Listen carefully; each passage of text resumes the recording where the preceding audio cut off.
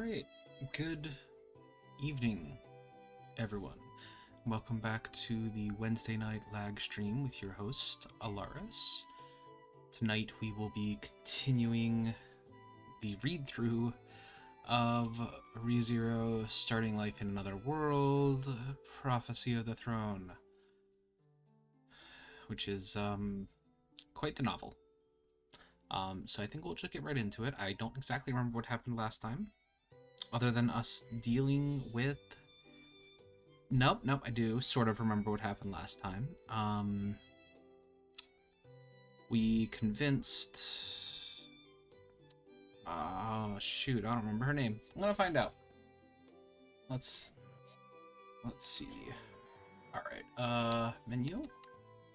Album, that should help. Right. Okay, we convinced Hey, welcome. Aldebaran Come on now. to assist us in dealing with Hey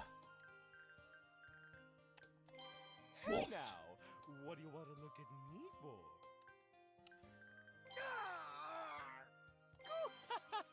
I'll get you. He has a lot of different masks, actually. I don't get it.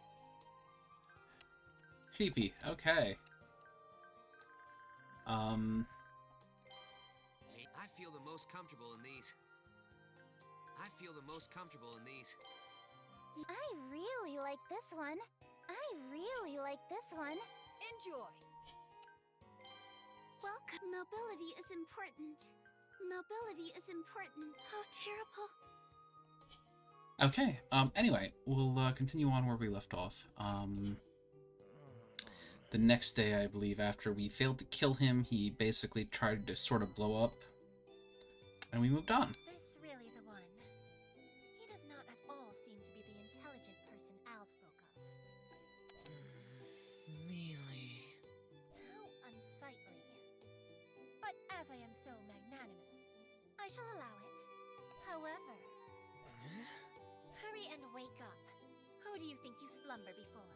Is that Al's princess?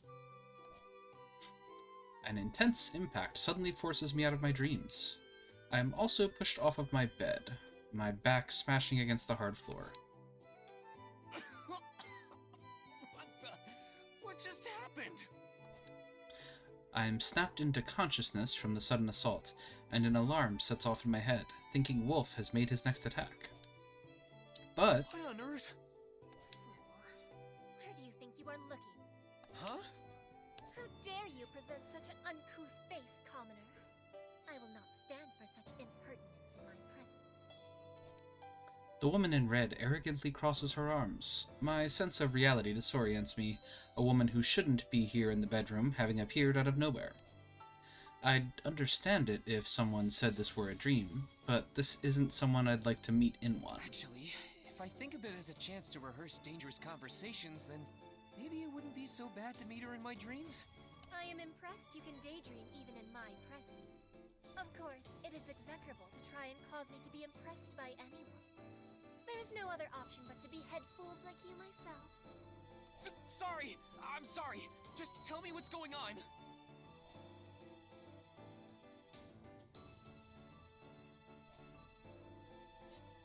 I see this reality as unrealistic, so I seek an explanation before I get decapitated. Priscilla, who had an air of danger about her until now, narrows her eyes. My jester informed me of yesterday's events. A meritorious deed deserves a reward. Therefore, I have come to commend you personally. So she says. Yeah, sorry about that, bro. I didn't get a chance to stop her, you know? She was like a flash of light. Too fast for the naked eye to see. Al, who is sitting across from me, slaps his knee as he cackles to himself. You definitely don't seem sorry about that. I doubt you even tried to stop her. Oh, seeing right through me, huh? Of course I didn't stop her. I wouldn't want to put the princess in a bad mood and off me just like that. Al explains his stance without a hint of ill will. I don't even have it in me to get mad at his nonchalant demeanor. Still, though. Why are you staring at me like that? You are being know, I was just thinking about how strange today has been. I never thought you, of all people, would visit me at this inn. I lock eyes with Priscilla as I say this. It still feels like this is all a dream. It's no exaggeration to say Priscilla is arrogance incarnate, yet she still took the time to visit me. I And already told you while we were in that seedy bedroom of yours. An exemplary deed must be rewarded. This also pertains to the meeting regarding the Royal Selection's postponement. It is a matter that relates to you, is it not? Yeah, I really appreciate this. that's right, we're riding with Priscilla's group on their dragon carriage to attend the meeting at the castle. Surprisingly, Priscilla went out of her way to pick Rem and me up. I really am grateful. Since Emilia isn't here with us this time, they wouldn't have any reason to invite us to the castle otherwise. Though, we're still involved with the selection process, so there shouldn't be any reason to refuse our attendance. I guess if we shouldn't know about the meeting in the first place, there'd be no way to negotiate our way inside the castle. Of course, I might have been able to head to the castle if I'd somehow convinced them of my feigned ignorance. Just like I did when I warned about Wolf. But that would be leaving a lot to chance once we get to the castle. So I'd been wondering what I should do. Be grateful. Priscilla speaks up as if she's reading my mind. Creepy. She places a hand on her more than adequately sized bust, bending her lips into a gracious smile. If you so wish, I shall permit you to worship and revere my presence. You really think highly of yourself, don't you? I wouldn't go that far. I'm thankful to you, but this is supposed to be a reward, right? Thanks to you, we'll be able to join this meeting and bring some important info back to Emilia. We really appreciate that. Yes, we are deeply pleased that you have bestowed us this favor, Miss Priscilla. Do not thank me. I do as I wish. This is simply a result of that. The world exists for my sake, after all.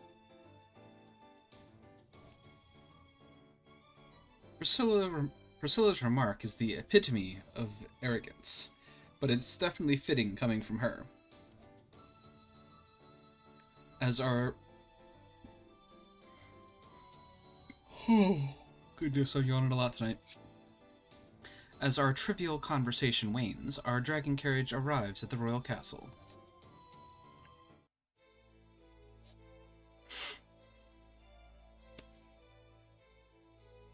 We pass through the giant open doors, setting foot inside the hall behind them. Suddenly, all eyes in the room are on us. Subaru, Natsuki, and Rem. I see you were able to enter castle grounds safely. Cruce! Well, how do I put this? It was more at the behest of this princess's whim. Priscilla Barial. I never expected you two to be acquainted. The truth is, I also sent an envoy to invite you here. What? You did that for us?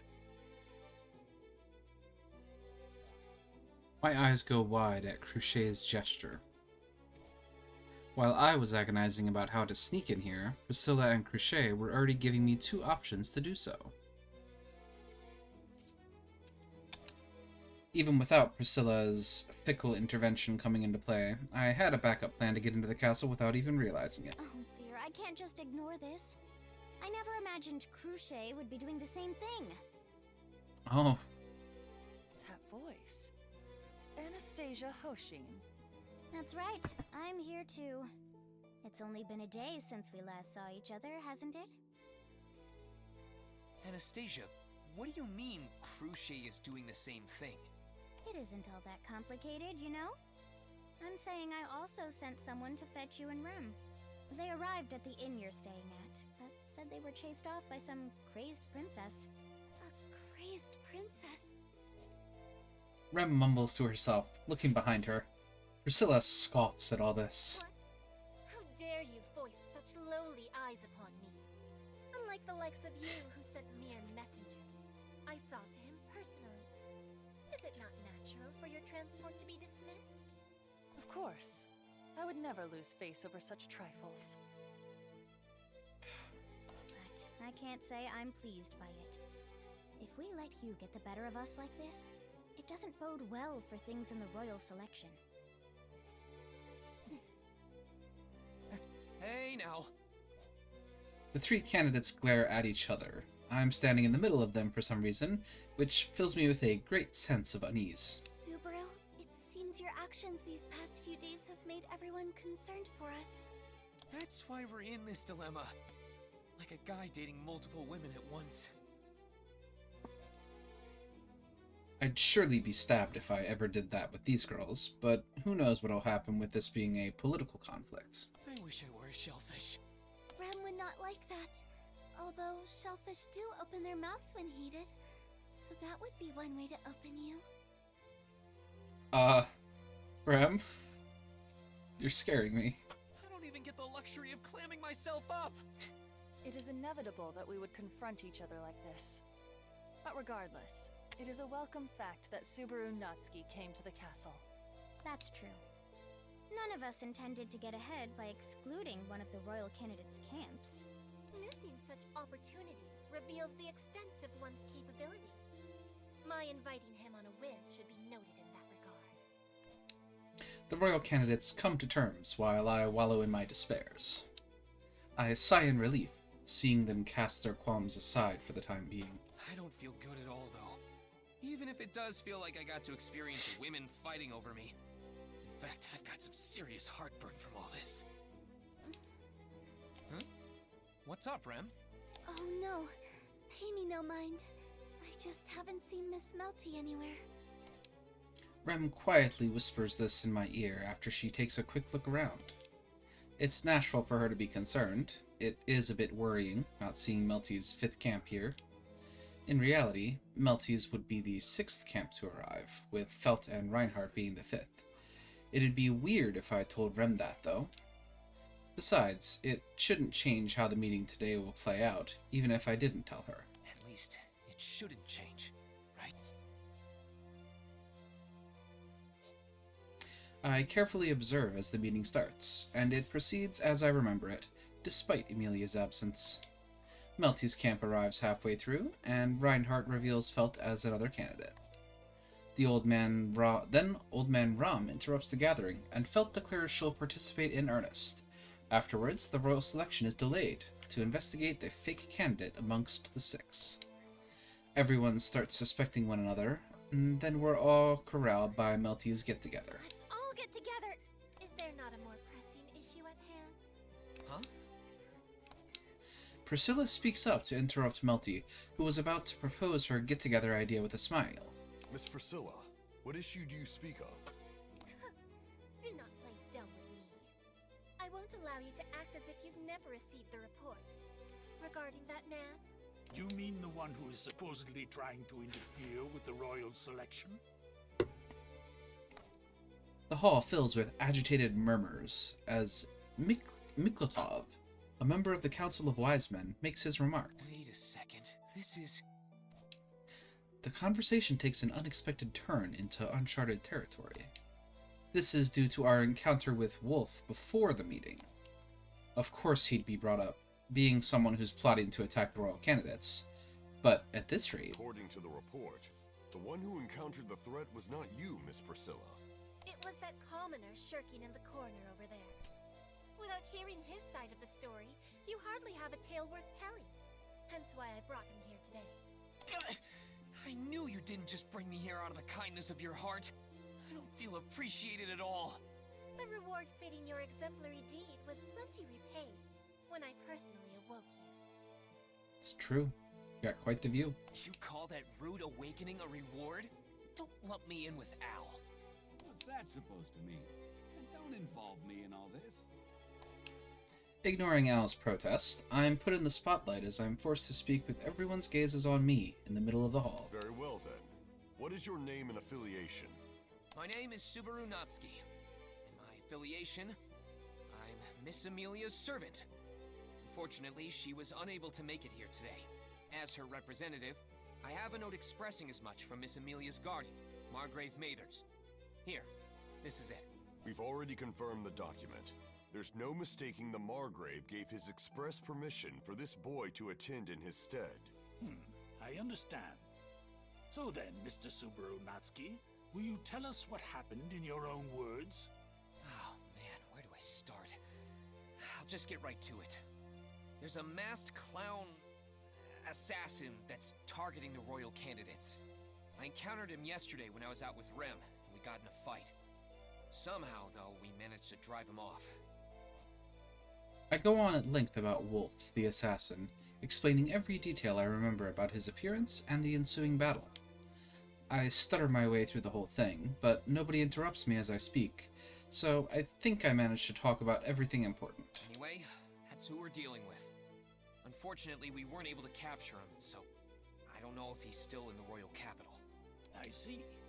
You have provided some very valuable information. Still, it seems you have been through a great ordeal to do so. May I add on to that? And to tell the truth, I just recently heard that such an assassin exists from Natsuki here. Right after giving my piece, Anastasia provides more details to back up my claims. I heard Natsuki bumped into this assassin and fought him only a few hours after we had our discussion. I feel incredibly regretful about not taking him seriously then. Anastasia directs her apology towards me. Then, someone else raises their hands to speak. I also have something I wish to add. Concerning Subaru Natsuki's character, he is not the type to tell lies of ill intent. I can assure you all of this. Fouché. He is earnest in his duty and service to Amelia. I would be blind not to recognize it. Boucher gives a deep nod, and I feel relief wash over me. What is it? Do not look at me with those beggar's eyes. Such is the height of disrespect. Well, I just figured you'd have something to add with those two speaking up. What a vulgar, boorish request. Though I understand your confusion, seeing as the lioness and vixen have spoken out. Lioness? What? Are you referring to me as the vixen? How rude. I have merely given you an appropriate evaluation. As well, while this commoner may be the pinnacle of impudence, an achievement is still an achievement. I admit that you and my jester drove off that odd cretin from my abode. I recognize your efforts in this endeavor. I permit you to stake your life for my sake again next time. Like hell I would! If I'm going to offer my life for someone, it'll only be for Mealy! Priscilla's arrogant manner of speaking only serves to rile me up. It seems you have garnered quite a bit of trust from each of the royal candidates. Or Sans Felt. But I believe we have trust with her too. Obviously Amelia and Melty. Yeah, no, I think we've garnered trust with everybody. Trust. I'm honored you'd say so, but I think it's a bit different from that.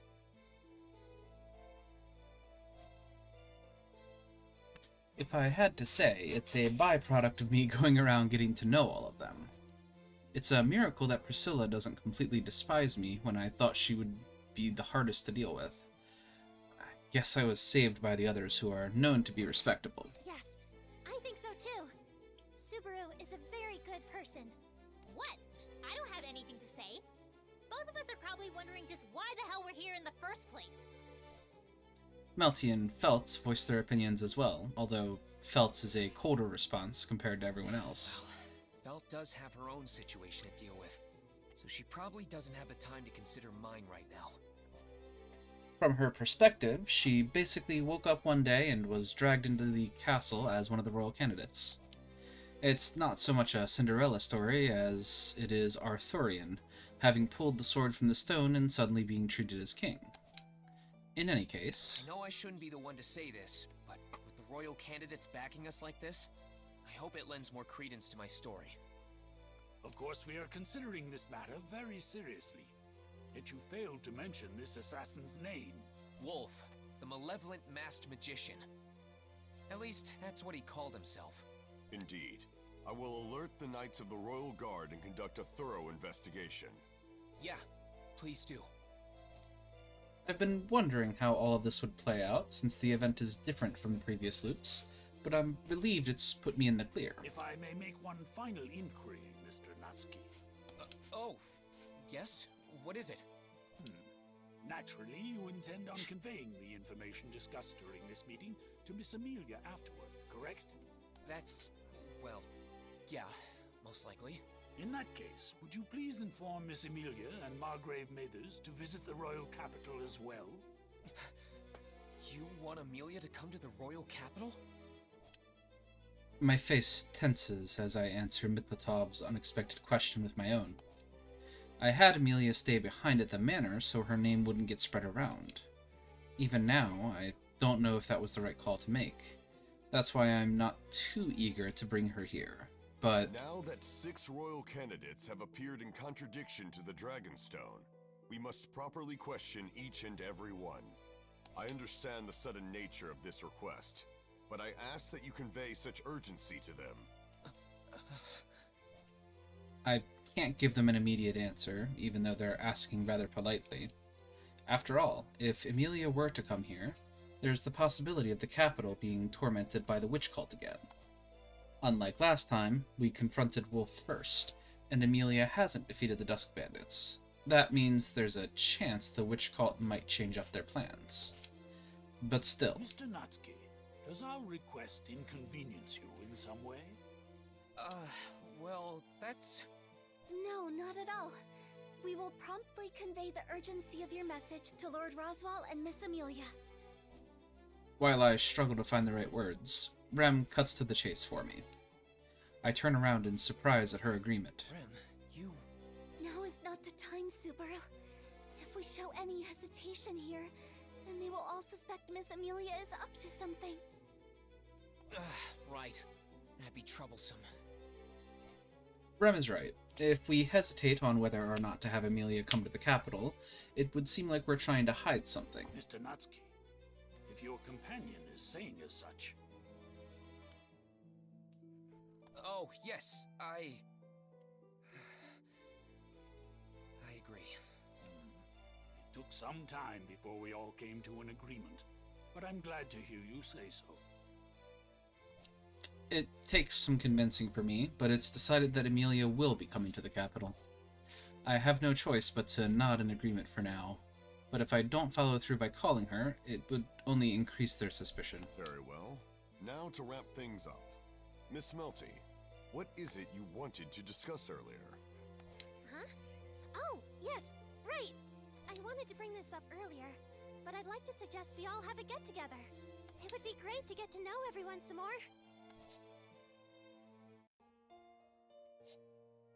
And so, while an unexpected event triggered, the get-together still found its rightful place in this loop. With all that sudden questioning, I didn't know what to expect. Damn that Priscilla. My gratitude for being brought to the meeting was completely nullified when I got called out like that. As I thought, nothing good ever comes from being associated with her. Still, though. I glance around, seeing all the royal candidates standing in the center of the venue. That is actually different, because I think Priscilla and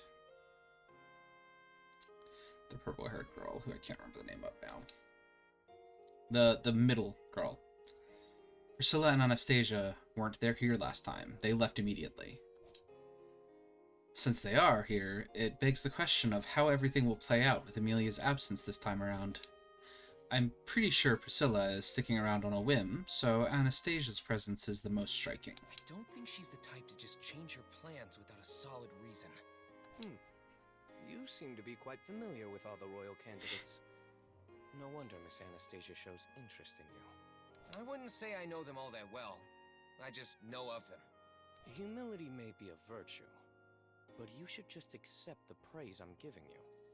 Your actions will help save the lives of all the candidates, after all. Don't you think that's a bit of a stretch? Is it? You foiled someone's plot to interfere with the royal selection, and took action to warn those targeted. Not to mention that you fought off the assailant, gauging his true threat level in the process. Is that not worthy of recognition? How do I put this? I know he's complimenting me, but it doesn't feel like it. He's not being his usual snide or sarcastic self, so why?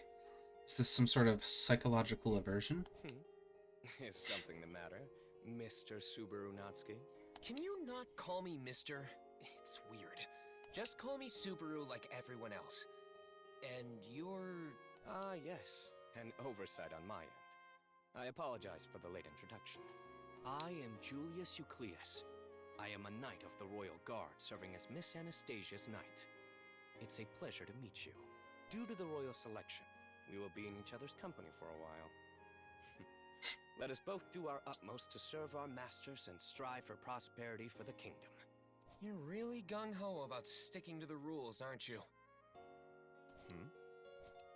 Julius makes a face like he has no clue what I'm talking about, but I don't have it in me to explain, though I do feel a little bad for confusing him like that. Ah, Subaru and Julius. What are you two talking about? An interesting combination of people who've gathered here. Would you mind if we joined you? Yeah, go for it. I was just about to start talking about the weather, knowing that neither of us can hold a conversation for very long. Nobody ever talks about that seriously anyway. The ones joining our conversation are Reinhardt and Ferris, who'd both been talking to the other candidates and members of the Council of Wise Men. Sensing their friendly demeanors towards me, Julius raises an eyebrow in fascination. Reinhard, Ferris, are you already acquainted with Subaru?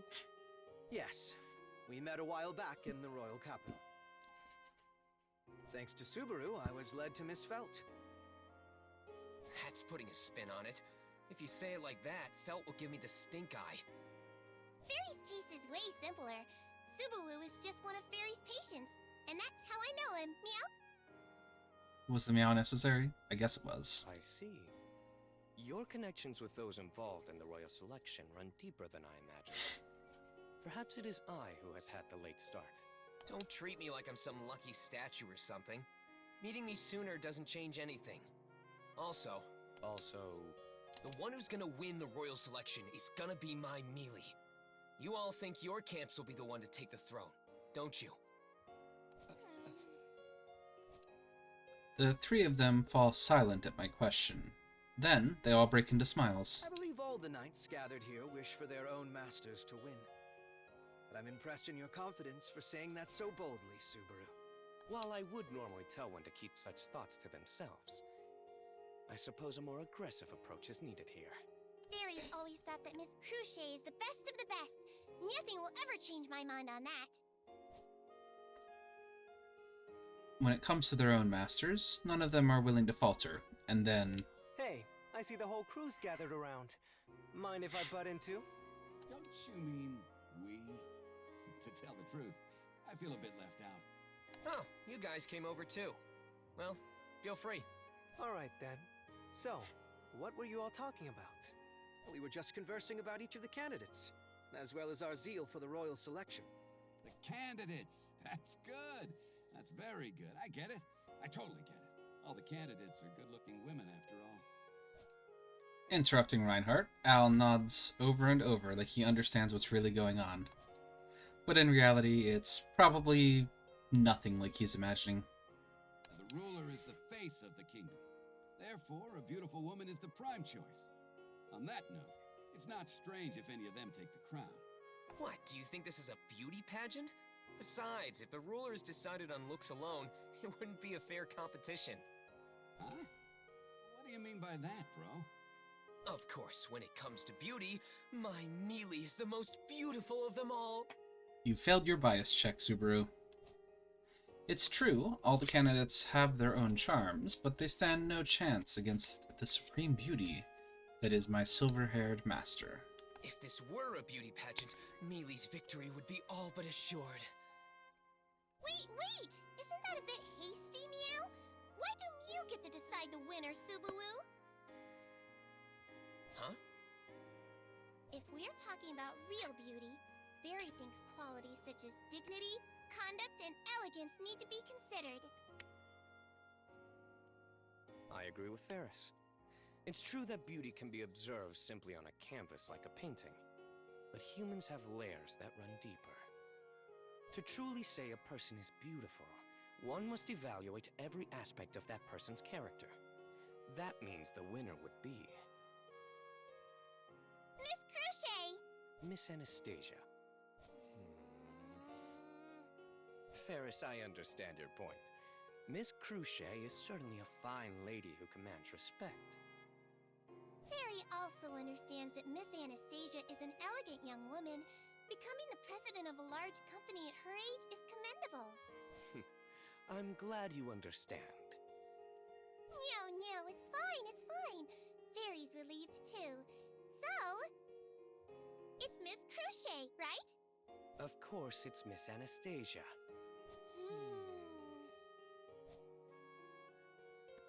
This is bad. The two of them may be smiling outwardly like that, but a silent war has just been waged. This tragedy is the result of them pushing for different people. Mediating a situation like this would be too much for me to handle. Now, just relax, you two. This is an important get-together. Don't you think it's dumb to get so heated over this? The one to cut the tense air is Tiga, as calm as ever. Ferris and Julius stop glaring daggers at each other after Tiga's comment and recompose themselves. Well, I guess you're right. Yeah, sorry, Julius. I got a little on edge there. No, I should have chosen my words better. We're friends. Even though we belong to different camps involved in the royal selection, that fact remains unchanged. Oh, amazing. You settled that pretty well. It's true that all of the royal candidates are beautiful in their own respects. Regardless of who becomes the next ruler, the image of the kingdom will no doubt be exemplary. When you consider that, a petty argument like this is quite absurd. Tiga shrugs his shoulders while Ferris and Julius make amends, shaking each other's hands. I nod along in relief, then tilt my head towards Tiga. By the way, what's your opinion, Tiga? Obviously, Mel is the cutest.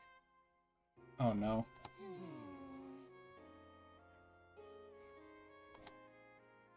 The flames of war erupt again, just as quickly as they had died down. There's no escaping this debate. Man, I think there'd be so much competition about who supports who. I mean, they're all going to support their own candidates, it's obvious. That just shows how serious everyone takes this. What about you, Sir Al? Oh, don't say my name like that. I'm a humble vagabond. Just Al is fine. Okay then. Al, are you comfortable not throwing your hat into the ring? Me? Nah, I've got nothing to add. You're right that it'd be a good fight if it were a beauty contest, but... But what? My princess has the biggest boobs, so we win outright.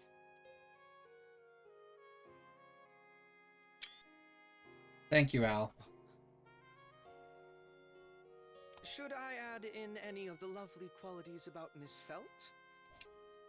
Reinhard cocks his head to the side with a serious look, but Al shrugs him off, the helmet hiding any expression.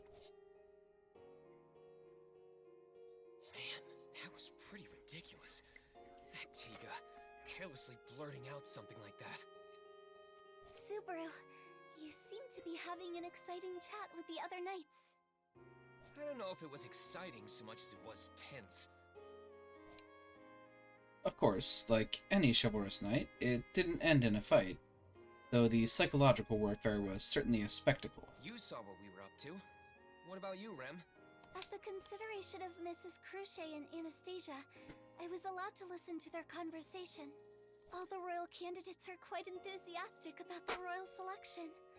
I know there was nothing we could do, but I wish Miss Amelia could have joined us. Yeah, right. I get the feeling that we're a bit behind on all this. I know it's to protect her, but this is a much safer place to be. So Amelia's absence is a big disadvantage in terms of everyone's impression of her. In that regard, Miklatov's request for her to come to the capital might be for our benefit too. As for getting in contact with her... I requested an express messenger to go to the manor while we remain here. And about that other matter. No response from your sister? No. The manor does not seem to be facing any trouble. Is that so? That's good. It's not too bad a start, having found out about the spy before we left. Still, I can't let my guard down. This will be a defensive battle, our opponent has the upper hand, so we can't rely on our own mental fortitude alone. At the earliest, Miss Amelia and the others will arrive in the royal capital by firetime tomorrow. It's not like we can tell them to take their time after all. While I'd like to think it won't happen, I'm worried the Dusk Bandits will appear en route.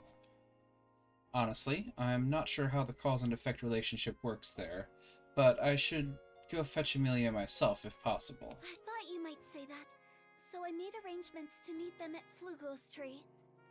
You're amazing, Rem! Oh my, being your amazing bride, you're making me blush. I didn't say anything like that. What are you two doing fooling around over here?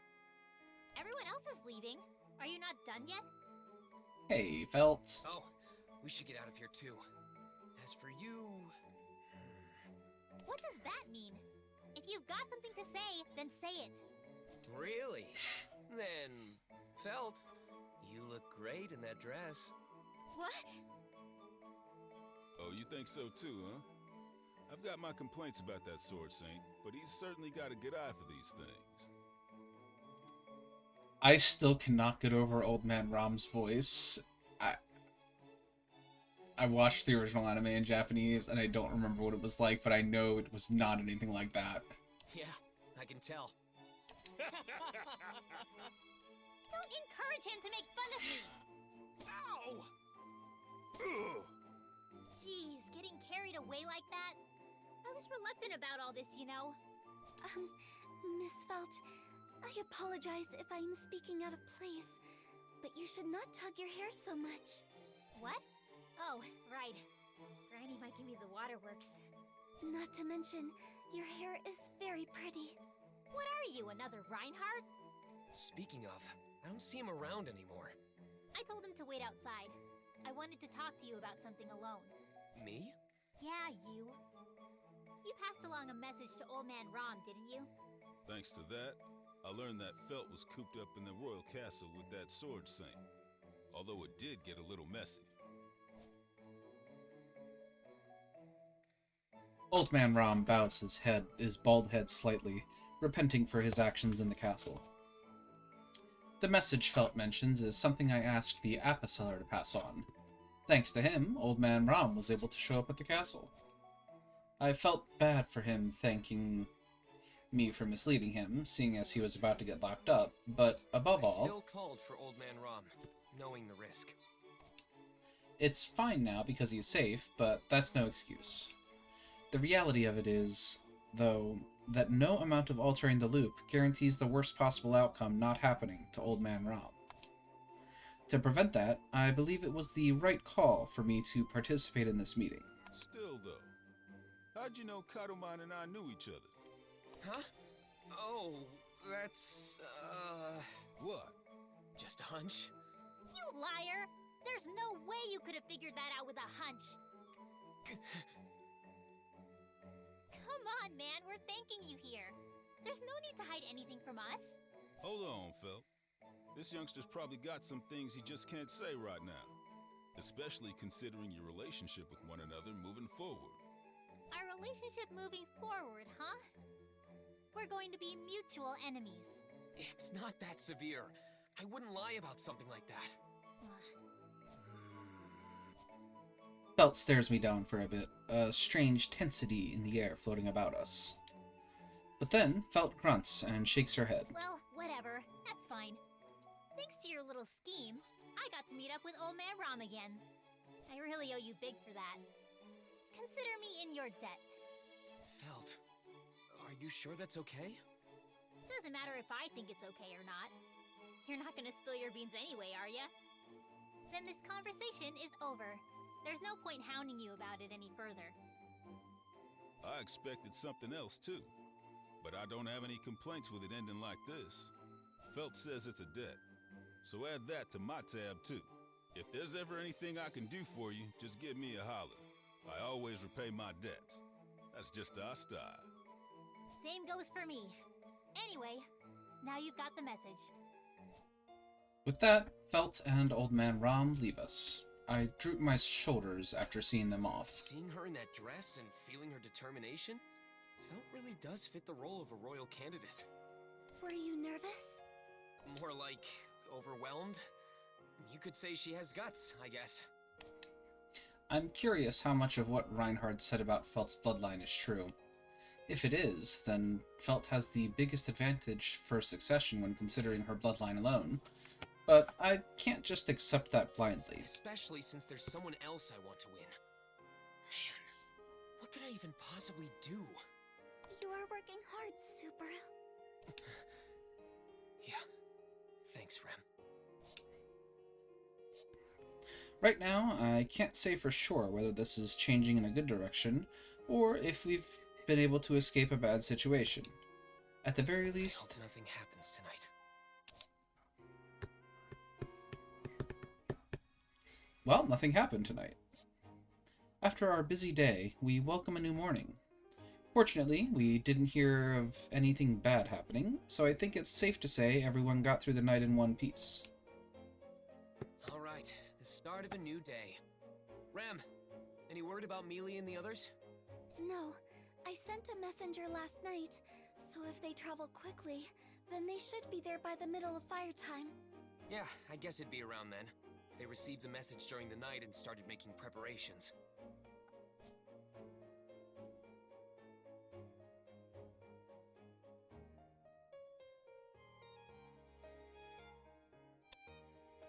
To be honest, I really wanted to avoid having Emilia come to the royal capital.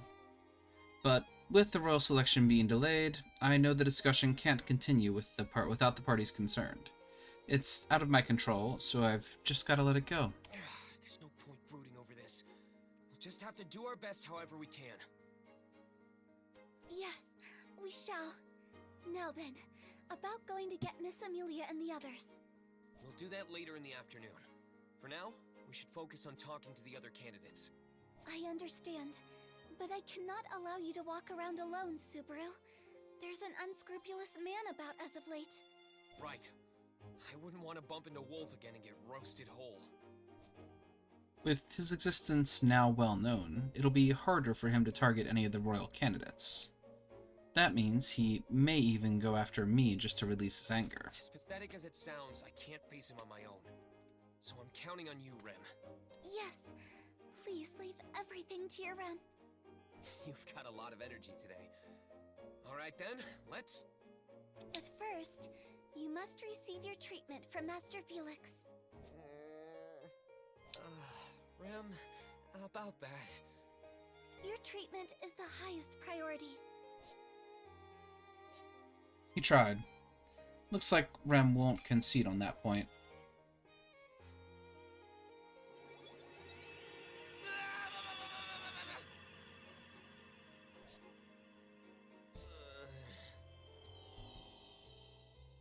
Alrighty, and done. Jeez, you exaggerate too much, Subaru.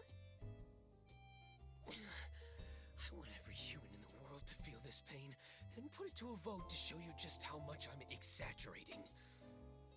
What are you going on about? After finishing my treatment, Ferris's hands clapped together, a wry smile forming on the demi-human's lips. I see you have finished, Subaru. Master Felix, I thank you kindly. It's fine, it's fine. Miss Cruchet ordered me to do so. And it's only fair to repay him for his exemplary service. Exemplary service? About that guy targeting the royal candidates. Mew and Rem fought him off together, right? Fairy is thankful for what you did too. But I wanted to finish him for good, not scare him off. Not to mention how unprepared we were. I apologize. If only Rem had done more. Oh, you're terrible, Subaru. Can't Mew see how hard Rem worked for Mew? I didn't mean it like that. I know Rem did her best. I'm the idiot here. Stupid, stupid idiot. Rem's expression turns dreary, so I slap my own cheek as a form of contrition. Seeing this, Ferris laughs and claps loudly. Oh, Subaru, you're too funny. My screw-up hurts harder than I thought. Anyway, thanks for that. With this, we can check off one thing on Miss Cruchet's repayment list. Yeah, but make sure you be careful too. Huh? If the enemy is trying to interfere with the royal selection, everyone involved, not just the candidates, could be in danger. Like Tiga, Al, and that Julius. But we don't really need to worry about Reinhardt. Compared to them, you're more at risk. Or are you actually crazy strong despite how you look? Rem? I'm sorry. It's just that saying there could be two sword saints is quite silly. Plus, does Fairy even look remotely superhuman like Reinhardt? Look at Fairy's slender arms! Yeah, they're pretty thin. And soft. I never said you can touch them! Ow! Despite Ferris's meager build, the flick to my forehead says otherwise. But I understand. Tell you what, Subaru. If you're that worried about Fairy, then I'll put your mind at ease. Whenever I leave the manor, I'll have Old Man Will come along with me. Yeah, good idea. Anyway, we should get going now. That's right. I'm sure we would just be intruding if we stayed too much longer. Yeah, Fairy's pretty busy too, you know? But what— We're gonna continue gathering as much intel as possible before Mealy arrives. Huh. Then you should be careful too, Subaru. Rem, be sure to protect him. Of course. You really get our dynamic, huh? Kinda obvious, so... Currently, Crochet is meeting with some visitors of her own, so I unfortunately don't have the chance to talk to her. So... I don't mind walking around the capital, but wandering around aimlessly won't get us anywhere. If you wish to obtain results, you must set the appropriate objectives. But as we do not have much time, I am unsure how much we will be able to accomplish. Do we get in touch with the other candidates, or do we go on the offensive and track down Wolf? Subaru, doing something so dangerous is... I know. It'd be great if we could take him out once and for all, but that's just me being idealistic. Finding his hideout and reporting it to Reinhardt would be about all I can do in this situation. So, in that case... What's up, Rem? Apologies, Subaru. I was just curious about the people on the other side of the road. The other side? Wait, what? A crying girl? And is that Solemn? I'm left dumbfounded by what I see. In all the loops up till now, I've never seen that guy if the attack on Leaf House Highway didn't happen. Subaru, do you know him? It's kinda hard to explain, but he's not a bad guy. Very well. Then he is not attempting to kidnap that child. He must have other intentions. I guess we can try asking him. Yes, I agree.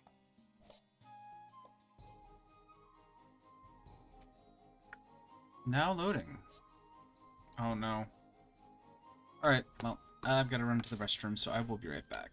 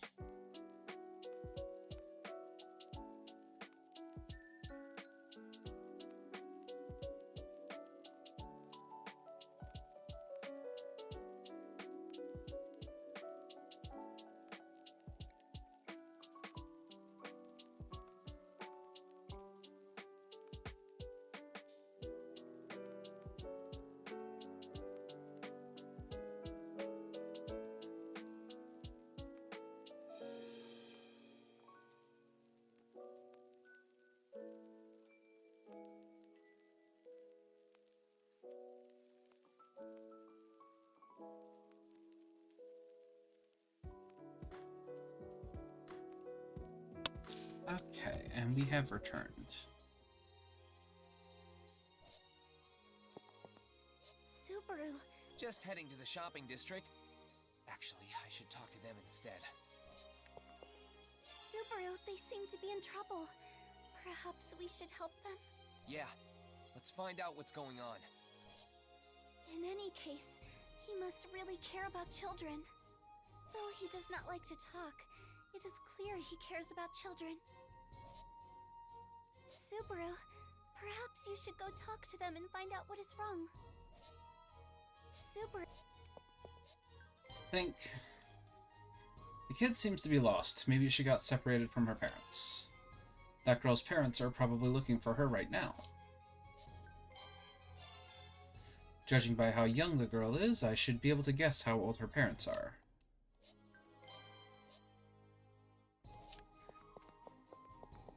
Hello, random person. Merchants have all sorts of sources for news. If there's something you want to know, try asking a merchant. Just the other day, a lost girl was found thanks to a tip from a merchant. Just the other day, a lost girl was found thanks to a tip from a merchant.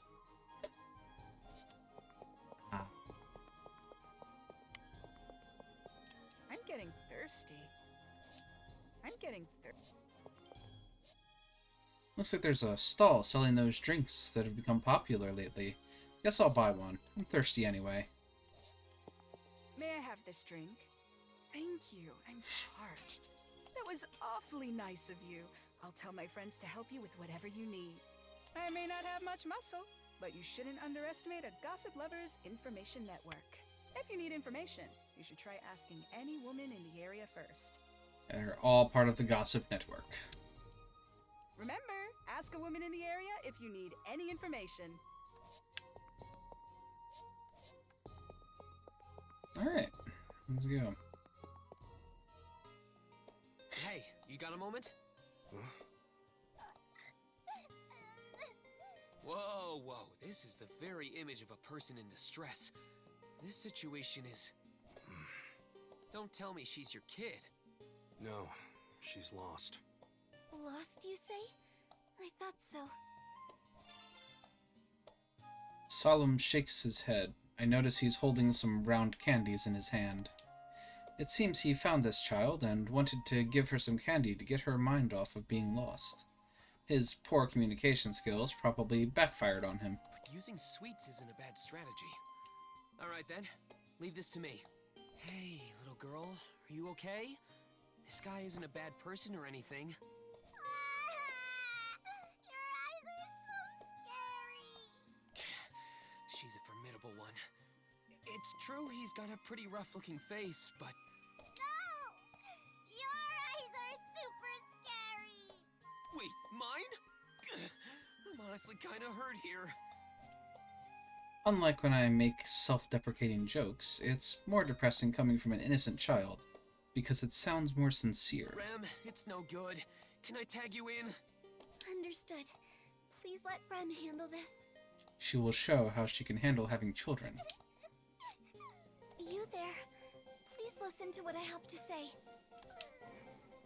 Subaru's eyes are very cute. They aren't scary at all. I wasn't expecting that. Rem? Oh, I'm so sorry. I didn't think of how serious I sounded. You had the Morning Star out and everything. It sure shocked me. It was like you were going up against a mob beast or something. Rem has made a blunder. I somehow managed to calm Rem down, but she didn't act like I thought she would in this situation. This is my mistake for not understanding Rem's feelings. Wait, am I really the one at fault here? To be honest, I don't know if I can accept that reason. The more important issue at hand, however... No, we're not listening to her scream the entire time. She's starting to cry like a monster, but we just wanted... Rem would likely have the opposite effect now. Between my eyes, Salem's lack of personal skills, and Rem being fanatical like a demon, we stand no chance against this girl. At this rate, this little girl will get the best of us. I was gonna stay quiet and just watch, but... Hmm? Just what in the world are you all even doing?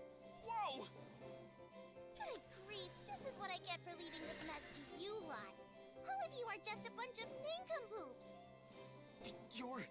I totally get what you mean, but still... Puka surprises me, you suddenly appearing like that, but a bad feeling washes over me. If I recall correctly, when Amelia and I were walking around the royal capital before, Puck said it's not normal for spirits to be out and about like this. I don't really think about it when Puck is around, but with spirits being high-class entities, even your run-of-the-mill hoodlum would get scared and turn tail. That means this girl will surely get even more scared, and... What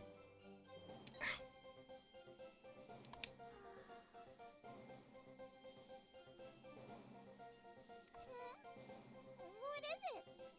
Why are you all staring at me like that? So cute. Huh?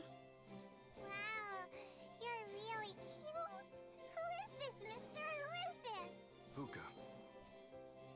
The girl's attitude completely changes. Once Solemn tells her Puka's name, he holds out his hand to offer her some candy.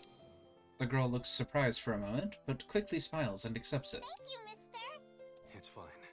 Jeez, that's how you solve that little problem. Why do you have to be so roundabout with her? The girl smiles in front of Solemn and Puka. It's fine to relax with such a heartwarming scene every once in a while, but... Did we even do anything, Rem? You have been working hard, Subaru. Rem believes what you are doing is admirable. Yeah. Thanks. That's a non-answer. Rem's usual praise seems to be somewhat hollow this time. Well, looks like Puka's efforts managed to help calm the girl down, but... Hey, you! Let me go! I'm not a stuffed toy! Puka, so fluffy, so cute! She's not listening! Hey, Solemn, say something, will ya? Play as much as you'd like. What? Nice. Yay! Thanks, mister!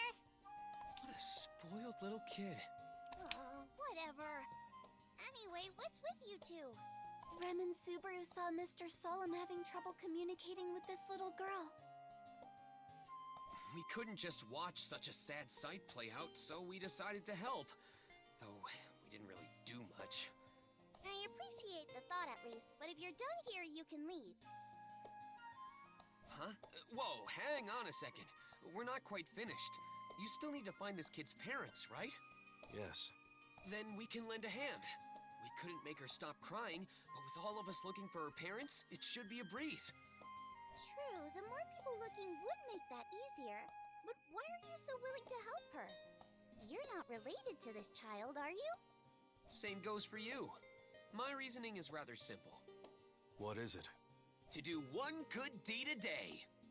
What a wonderful attitude. Rem truly admires you. Subaru also has a kind personality that cannot overlook those who are in need. Rem will offer her aid as well.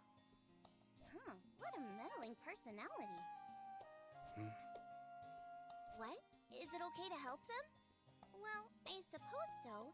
They don't seem to harbor any ill will, so I'll let you tag along.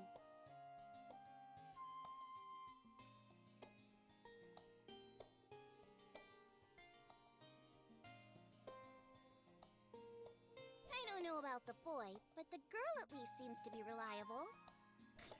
Don't look down on me. I'll show you. Just you watch. Do your best, Mr. Scary Eyes. I'm rooting for you.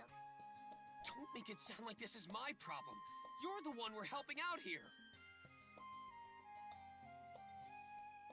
But if she is this composed now, we will be able to focus on our search without worries. I guess that's true. All right, let's do this. Oh yeah, we should introduce ourselves. My name's Subaru Natsuki, and this is... I am Rem. It is a pleasure to meet you. We look forward to working with you. Yeah, I got it. I'm Puka, and as you can already tell, I'm a spirit. This here's my contractor. Solemn. Nice to meet you. That took a while for him to say. All right, then let's quickly complete our mission and get this kid home. Yay, side quests. Let's go! Are you the one in charge here? And so, along with our chance encounter with Solemn, our search for the lost girl's parents began. This is so boring. Are you really going to look for my mommy and daddy? Of course. Don't worry, we'll find them for you. Yay! I'm glad. That said, Solemn, Puka, Rem, do you have any suggestions how we can go about that? Right. I doubt they've gone very far, so I think we should focus on searching somewhere nearby. I agree. There is a high chance of them being close. What do you think, Solemn? You good with our plan? I disagree. Assuming they're looking for her too, it's possible they've left the area. I guess that makes sense. You do tend to wander around pretty far when you're looking for someone. Wait, did Solemn just talk? He can, he just doesn't most of the time. Well, he spoke more than one sentence, so it took me by surprise. And he made a good point, too. What are you talking about? Solemn is a man of common sense.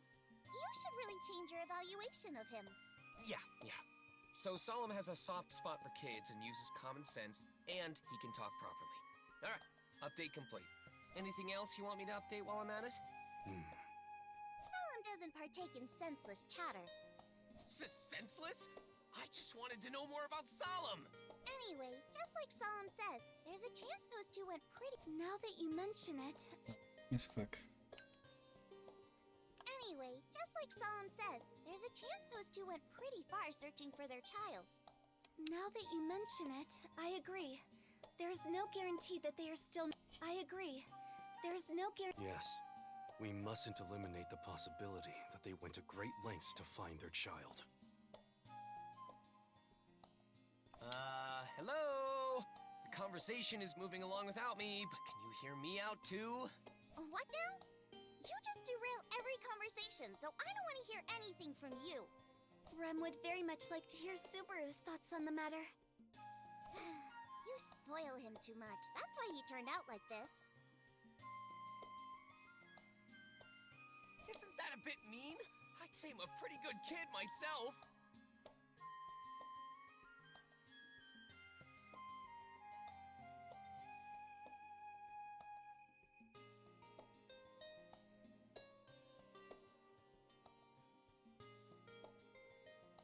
Everyone just tends to judge me harshly because of my eyes.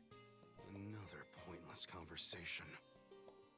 Subaru is also cute when he is being scolded. What's your problem? We haven't talked about anything important. If you have something to add, then hurry up and say it. All right, now that I've got permission.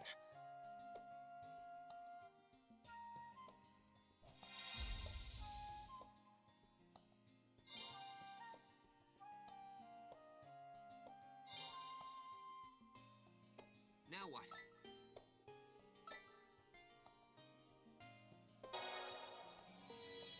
Like Solemn said, I think we should search beyond this area. The girl's parents are probably searching for her this very moment, so I bet they wandered pretty far off. That happens a lot in these kinds of situations. Like when you're stranded on a mountain, the best thing you can do is not to move from your original spot. But people aren't very good at staying still when they're in danger like that. They usually tend to wander around aimlessly and end up in a worse predicament than they already were.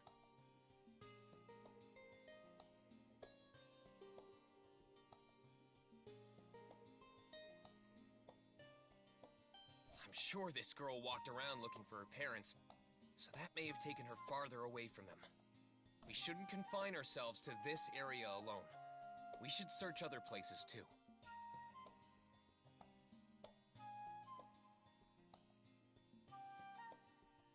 However, I think Rem should handle that.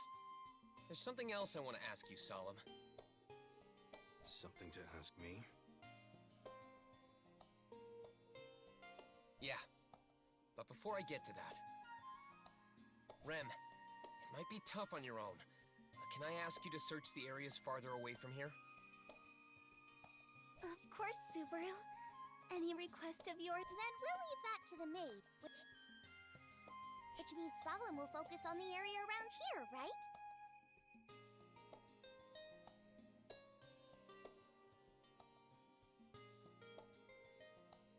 Yes. Understood. Please leave the other areas to Rem. No objections here.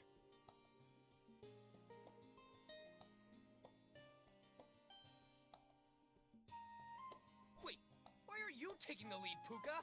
Isn't this where I make the grand decision?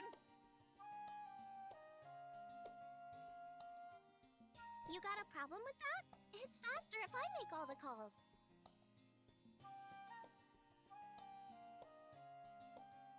True. That is a task more suited for Puka. Not you too, Solemn.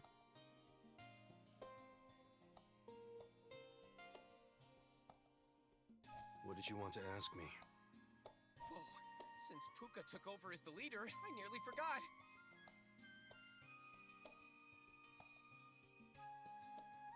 I figured. Good grief. If it's something so easy to forget, I doubt it's all that important. That's not true. It's absolutely important. Then out with it already. You're wasting our time we could be using to search. Earning point.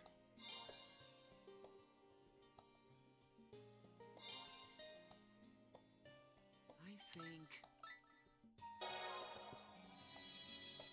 well... Change the I was wondering if future. Solemn could watch after the little girl. Actually, I'm curious. Yeah, no, these choices literally do not matter. There's no branch off. My God.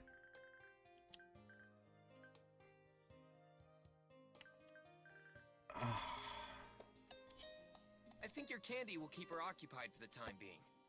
You'll give me candy? I love candy! See? Understood. I will watch over the girl. By the way, Puka, what are you gonna do? Are you gonna stay with the girl?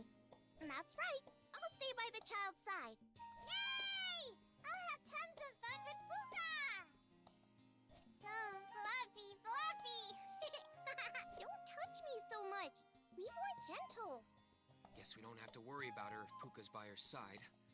Anyway, if possible, it'd help if you stayed somewhere out in the open, to make it easier for her parents to spot her. You're right. It would be better to wait somewhere that stands out. In that case, why not wait by the fountain? You should be easy to spot from afar there. Alright, let's have them wait in front of the fountain. Sound good? Oh, fine. I'll wait with the child in front of the fountain. Alright, and it's time to start the search. Solemn, Rem, stick to the plan. Right. Yes, Subaru. Oh no, it's an actual mission. To find a child. To find parents. Oh my God.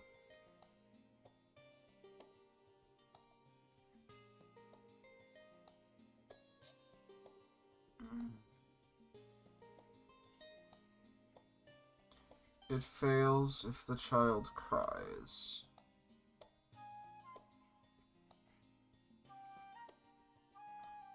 Oh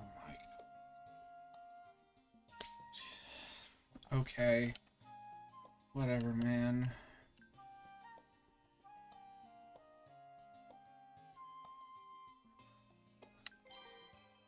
We'll save here, I guess.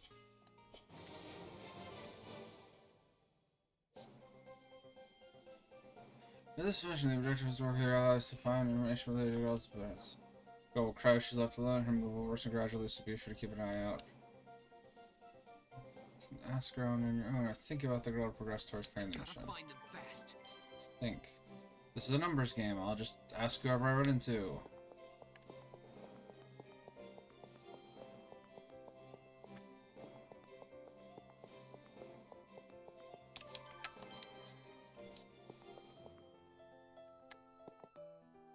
Solemn, you're supposed to stay with the child. Ugh.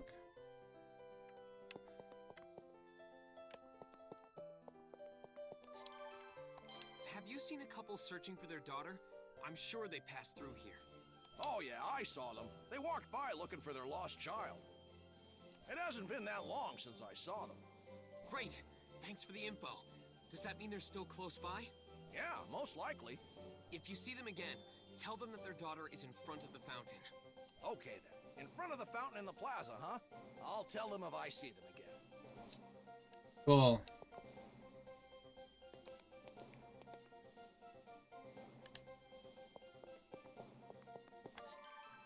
Have you seen any parents around here looking for their lost child? Oh yeah, I sure did. They were searching right around here. Thank you. I think I'm close to finding them. I'm glad to be of help. Hope you find them soon. Thanks. I'll do my best. Oh, and as a small favor, if you see them again, could you tell them their daughter is in front of the fountain in the plaza? Sure thing. If I see them, I'll let them know.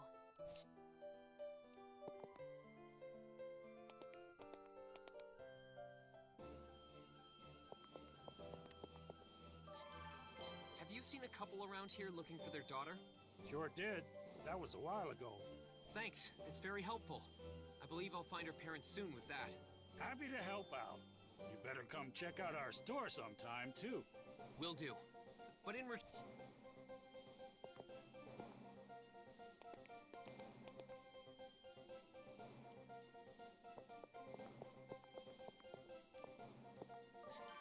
Hey, can I ask you something? Yeah, just... Thanks for the info. If you see them again... Alright. Oh. Yeah, I'm just gonna skip dialogue here. It's dragging.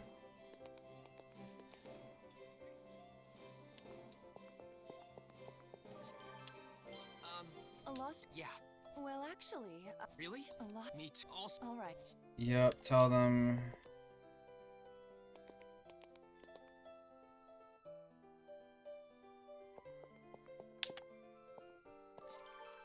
Have you seen... Yeah. Do you remember... It was... Oh, alright. Where could it be?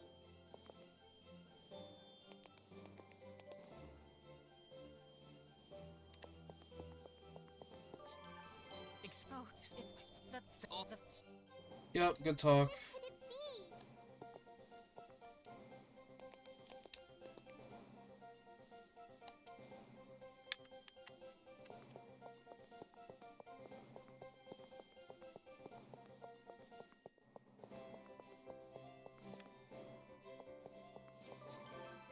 hey. Oh, I'm not saying... Where could it be?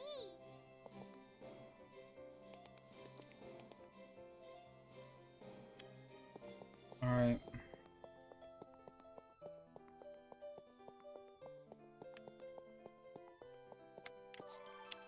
My friends and I are looking all over the place for your parents. Thank you. I'll stay right here. Yeah. I'll be a good... I'm counting on you. Where could it be?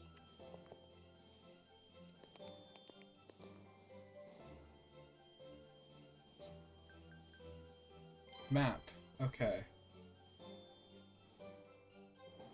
Rem's all the way up there, but Solemn is up there, so...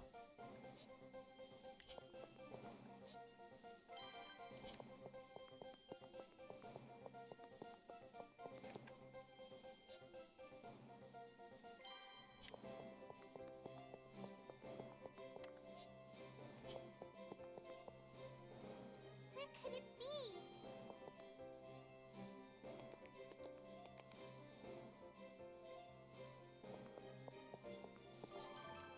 Solemn, any new info? Yes. That's true. Thanks a lot. Right. Cool. Now...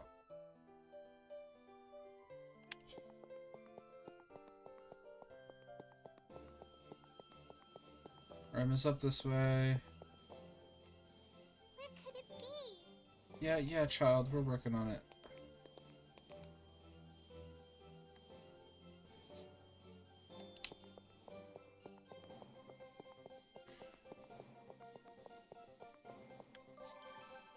How are things going on your end, Rem?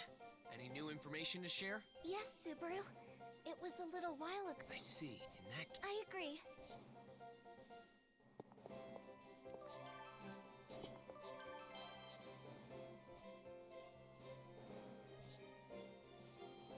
Already did. Have to go back to the child now. She's gonna cry otherwise. Where could it be?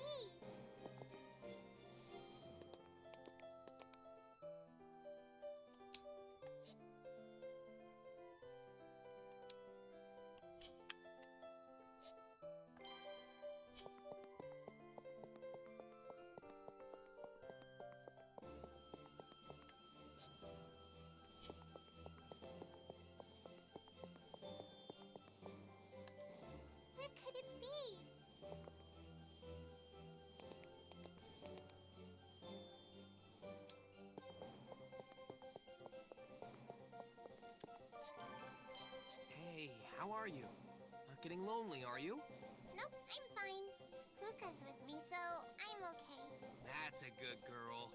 We're trying our best to find your parents as fast. Yep, it seems she's starting to get a little worried. Got it, Puka. I'll do. Of course! Where could it be?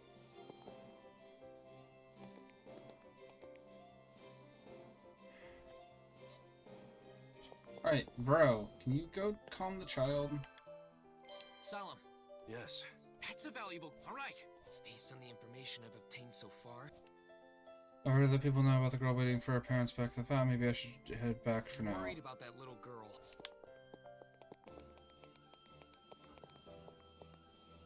Oh, you guys are here too? I was worried about her, so I decided I should make sure she was faring well. Me too. You've looked everywhere. It's like they're nowhere to be found. I get dizzy with so many people around. Plus, it makes this girl's parents that much harder to find. But no matter how many people, there's only one mommy and daddy. They're so precious to me. Does this kid really need our help? Don't say that, Subaru. I understand your stress at not finding her parents, but this child still seems very restless. Does she look all that restless to you? She looks pretty calm to me. Hmm? What is it, Solemn? If you have something to say... Mommy! Daddy! Oh, what a relief. We were looking all over for you. We were really worried. I'm glad to see you're safe. Mister and everyone helped me. Even the one with the scary eyes. Did you have to single me out like that? Oh, I see. Thank you very much for taking care of our daughter. Is there any way we can show you our thanks? We really thought we'd never see her again. You were worried that much? It's a good thing we happened to cross paths. We're relieved too, right?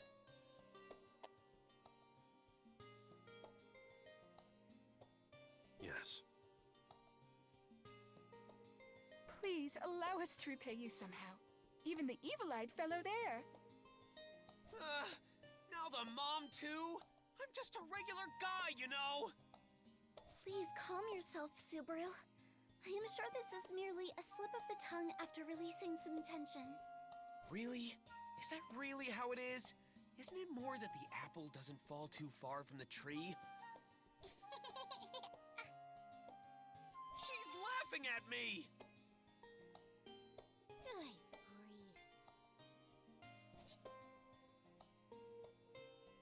I am relieved that child safely returned to her parents.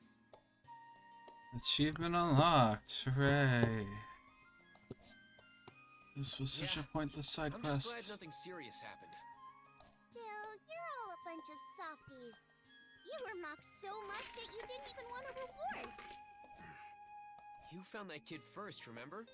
You insisted on not accepting anything yourself, so of course I'd do the same. Besides, I didn't do this for a reward in the first place. Yes, exactly. Even if the parents insulted him instead of thanking him properly, Subaru would not mind. Wait, hold on! That'd really hurt, you know! Look, I said I didn't want any reward earlier. Now I'm thinking I'd at least like a thank you. You guys sure are strange. Huh? Is that the candy you gave to that girl? Are you giving me some? Just take it. Solemn is thanking you for your help, too. Oh, I see. Don't mind if I do, then. Rem can have some as well. Rem gratefully accepts your offer. Isn't this nice, Subaru? Yeah. Besides, that girl's smile, along with this candy, is plenty rewarding enough for us. I see. Huh? Rem can have some more? Thank you very much. Yes.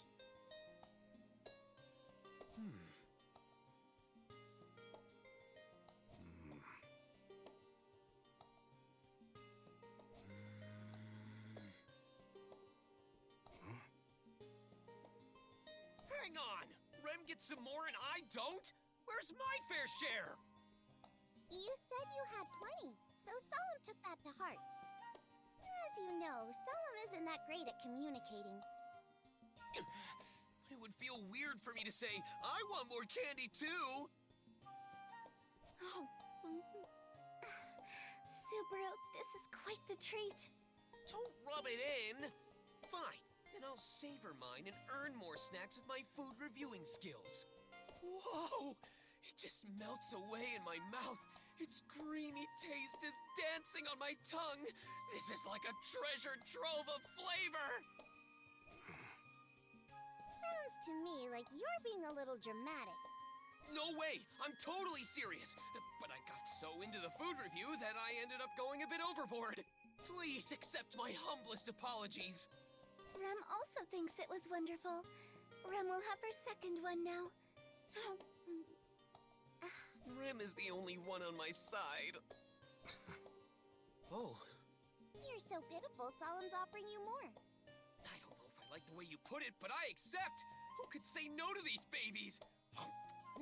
You're devouring them like you haven't eaten in days. Those were good. But come to think of it, why are you walking around with a bunch of candy? Are they your snacks? Or is it Puka's pet food, maybe? How rude! I don't need pet food. I'm a spirit. It is true. Spirits are supplied with mana by their contractors, so they do not need to eat like us. Huh. So is that how Mealy and Puck are, too? Almost certainly. Subaru! The time! We must have lost track while we were searching for that lost child's parents. Huh? Uh-oh! Crap!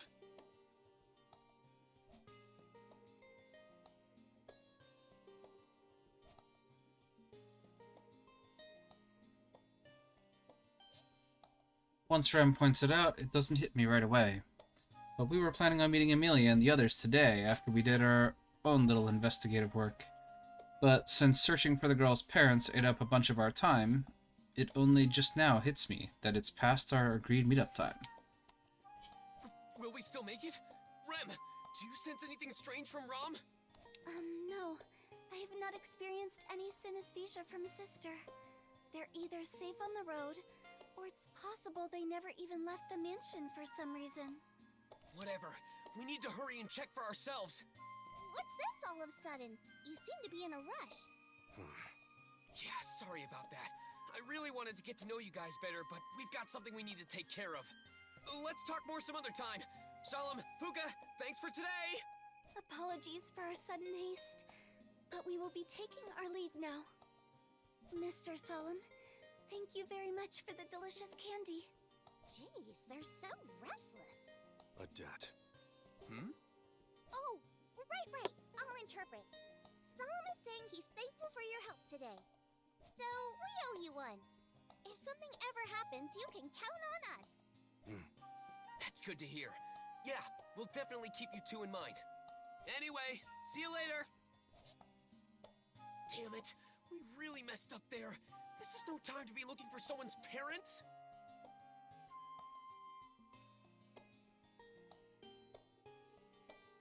Would you have preferred to abandon that child and met with Miss Amelia instead? That's not what I mean!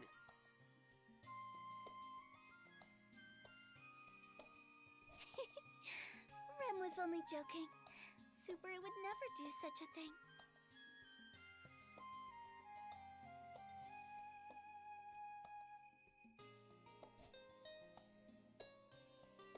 I'm glad Rem thinks so highly of me, but the situation we're in isn't so black and white. Considering the timing of Amelia's arrival at the royal capital, if my prediction is correct, then Amelia will be attacked by bandits on her way here. If that's right, those Dusk Bandits. Although they don't pose much of a threat.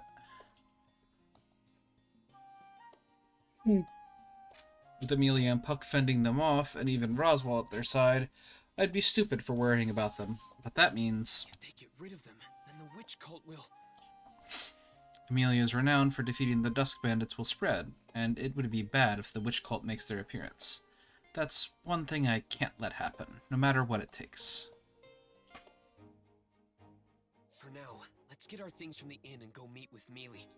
So you have returned, Baruzu. Huh? You look like a nitwit. I knew you would be fooling around in the royal capital, but you should be mindful of how you appear to others.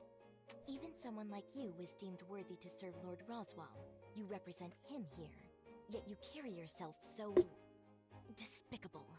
I'm being insulted already? Wait, Rom, you're... Sister! So you already arrived? Yes, a little while ago. You were not here to meet us, so I became worried, Rem. I apologize, sister. We had some business to attend to. It's quite all right, Rem. Come, let me give you a hug. Yes!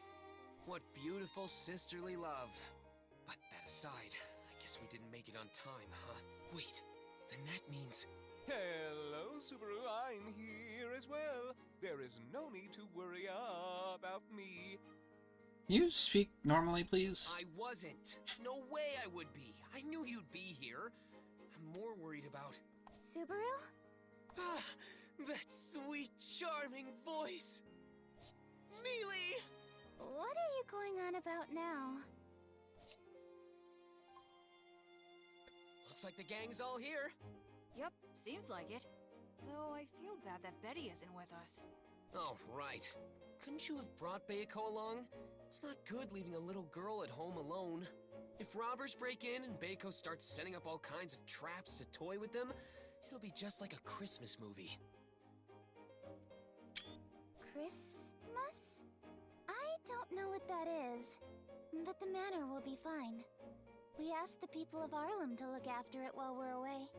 Yeah, that won't end poorly for them at all. All we can do now is hope that Miss Beatrice does not lose her temper and throw a fit. Though she does usually stay in the library. Or rather, shuts herself in there. So we do not need to worry about her. Why'd you say it like that? Saying she's a shut-in makes it sound way worse, you know. Regardless, good work, you two. Thanks to your update on the situation, we are well informed of the goings-on here. While it may have been a burden on Miss Amelia, it was imperative we moved swiftly. No, it's quite all right. After all, I'm very much involved in this. So, there's a sixth candidate, correct? I read Rem's letter. I was surprised that not only did a sixth candidate appear, but the girl from that one incident is among the royal candidates as well.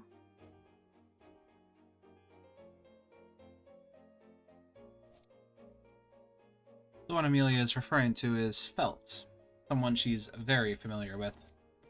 Felt had stolen Amelia's dragon insignia in the royal capital, and my struggle in getting it back was the backstory of how I met Amelia. Thinking back on it makes me realize that Felt acted like Cupid and brought Mealy and me together. I should thank her? Wouldn't that be very strange? Amelia tilts her head, her brows furrowed in curiosity, but there's something I need to ask her instead of focusing on her cute expression. So... By the way, Mealy, did anything strange happen on the way here? Anything strange? Like what? That's, well, you know. Like, did you fight a group of bandits off? Help any traitors? Those are oddly specific examples, but no. Nothing like that happened. Really? I don't know why you don't believe her, Subaru. But it was a peaceful trip. Nothing happened at all. It was so boring. I ended up falling asleep. Peaceful. Nothing happened. Hearing that from Amelia and Puck puts my mind at ease, though it is still surprising. I'd been wondering what would happen if we didn't cross paths, but it seems the Dusk Bandits' attack shifted. I don't know how related that is to us finding the spy at the mansion, but... It would have been real bad if Mealy just went about defeating the bandits. Her cute face would be known all over in that case. Putting Barusu's ramblings aside, Rem, could you explain what has been going on in detail? Yes, sister. As stated in the letter, the reason the royal selection has been delayed was revealed to us at the meeting in the royal castle. It became clear that there exists a sixth candidate, despite the prophecy stating there should only be 5. A sixth candidate as opposed to the Dragonstone's prophecy. Yes, I can picture the chaos that must have erupted at the royal castle. The Dragonstone is the pinnacle of the kingdom's history, after all. It foretells of many plights the kingdom will face, and the kingdom is very reliant on its revelations. The castle seems to be in a tight spot. The way they postponed the royal selection in such a hurry just goes to show how much they're panicking.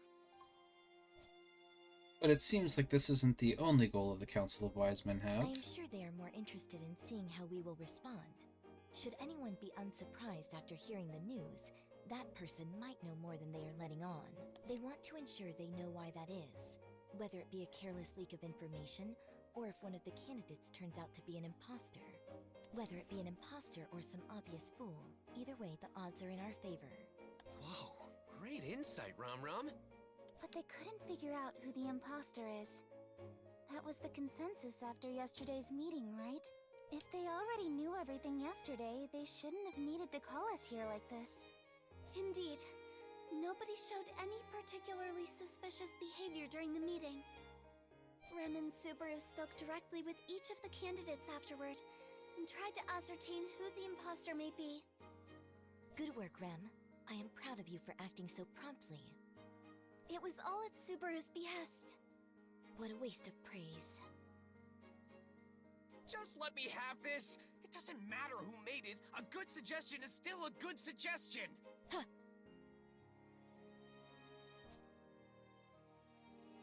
Rem scoffs at me, her eyes filled with contempt.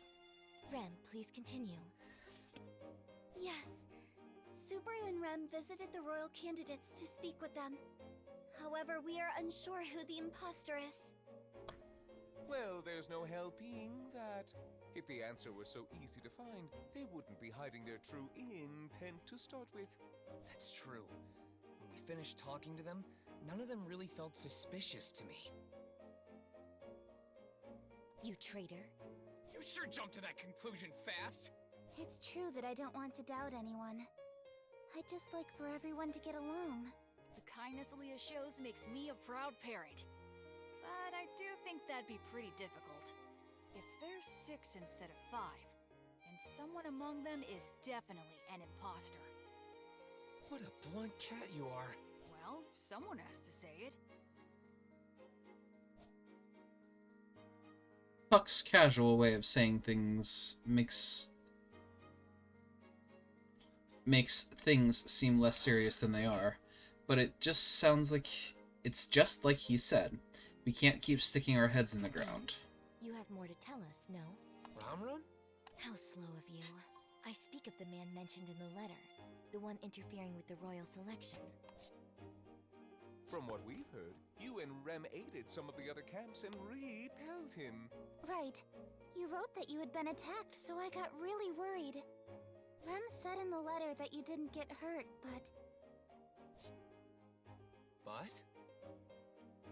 Well, you always do such reckless things, so I thought you might have hidden some of your injuries from Rem. You trust me that little? We're taking this really seriously! Right, Rem? Yes. Concerning Subaru's injuries, I checked his body while he was sleeping, so there is no need to worry. Things got just creepy again. See? Even Rem... Wait, you did what while I slept? So please be at ease, Miss Amelia. Rem? Hey, Rem! Come on, don't ignore me. So someone is plotting to disrupt the royal selection. While not completely unexpected, it seems the plot is thickening in a rather intriguing way. Could it be at the hands of the imposter? Lying about something like that. Meddling in others' affairs. What is the imposter trying to do?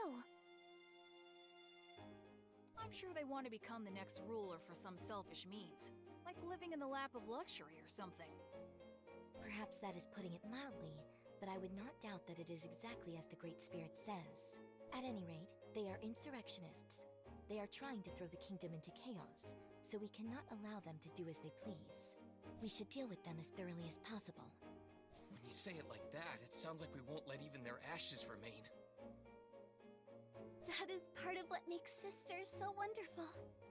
No. I don't know if we want to be quite that thorough, but we need to work hard to expose their imposter. Because if we don't find them, the royal selection will continue to be postponed, correct? it would be difficult to imagine such proceedings to resume with these concerns remaining. I thought so. Hey, Subaru? What about the other candidates? You said you met with them all, right? Are you asking me what I think about them? Yes. Let's see. The only candidates I've had contact with are Cruche and Anastasia. Though I only had a brief meeting with her. I've never spoken to Priscilla. I've only ever observed her from a distance. Amelia casts her eyes down. It makes me recall the loop in which we encountered Priscilla at the Apostol. Based on that interaction, I already know how uncomfortable it is for Amelia to engage with her. Now that I think about it, can anyone actually hold their own against her? Even Hell has a hard time. She wouldn't let anyone take the reins from her, and she'd behead anyone who even thought of it. That's the honest impression she left on me, anyway. The other candidate is Felt, right? The one Reinhardt had taken in. The one who led Miss Amelia to meeting the stray Barusu. Don't make it sound like I was some abandoned animal. At least animals are cute. Do not let your conceit get the better of you. But, sister, Subaru is cute as well.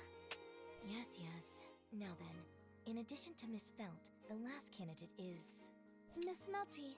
She is a nun from the Transcendent Dragon Church. She has a gentle demeanor and is easy to talk to. She's definitely not the type to pull something like this off. Though her... Oh, shoot, what's the name? Her handlers might be. Alright then. I guess I'd like to talk to all of them. Especially those I've had little contact with. Saying this, Amelia burns with an urge to see the candidates she'd yet to meet, Felt and Melty. From what I could tell, those two didn't seem against Amelia in any way. Well, even in other loops, Amelia generally had an easy time getting along with the other candidates. All except for Priscilla, of course. Lord Roswell, is something the matter? No. What you said just piqued my interest. If you could go into more detail about your impressions, that would be beneficial for us. Do you mean mine? I don't mind, but...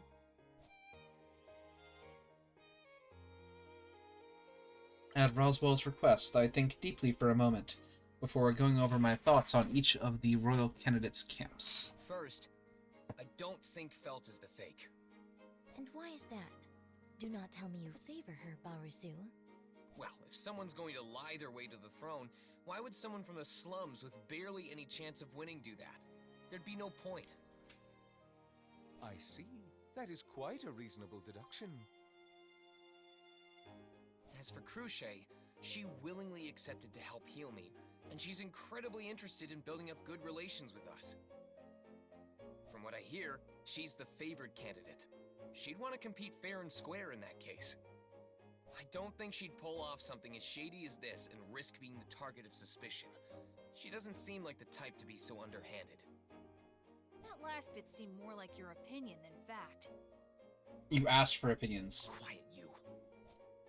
Based on their upbringings, I think the chances of Felt or Cruche being the imposter are low. Though, they may be in stark contrast with each other. I'm confident about that. Oh, yawn. When it comes to Anastasia... well... Huh? What about Anastasia? I'm hard-pressed for an answer with everyone's inquisitive gazes on me. In my mind, the chances of her being the fake are low too. The reason I think that is because of Wolf. In one loop, he'd attacked Anastasia and me. His intent to kill us back then felt all too genuine. In other words, because she was targeted by someone trying to interfere with the royal selection, she definitely can't be Wolf's employer. But that's something only I can remember. I've returned by death so many times, that past is non-existent now. That means I don't have a solid claim as to why I don't suspect her. For now, my suspicions about her are thin. We're moving toward building up our relations, after all. How dubious. Barusu, are you planning on joining another faction? Is she bribing you? What? No way! Why are you desperately pining for me to betray you? Do I really seem like that kind of guy? Rom, don't tease Subaru so much. He's working really hard for us, so you should trust him more. Mealy. It's true that Anastasia employs the fluffy ones that Subaru is so drawn to. But still... Mealy? Hang on. I can't just ignore that. Subaru, cheating on someone like that isn't nice. But you don't let me pet you enough. What? Of course not. I'm Leah's cute little spirit, after all. I don't come cheap. Huh, I say. Subaru, I know you are disappointed, but please don't get too upset over it. Amelia's eyes show me great pity after Puck gives me the cold shoulder. Why did this have to happen to me? Regardless, let us put visiting Miss Anastasia on hold for now. That would leave us with the other two camps. In place of Subaru, I offer you my report. However, I do have my doubts that Miss Priscilla is the imposter. Is that because you wrote that she had been targeted by the assassin as well? Yes. Miss Priscilla's knight, Sir Al, also cooperated with Rem to fend off the enemy. I believe there is no mistake in my assumption. Yeah, that's right. So that removes Priscilla from the list of the fake candidates too. That just leaves Melty.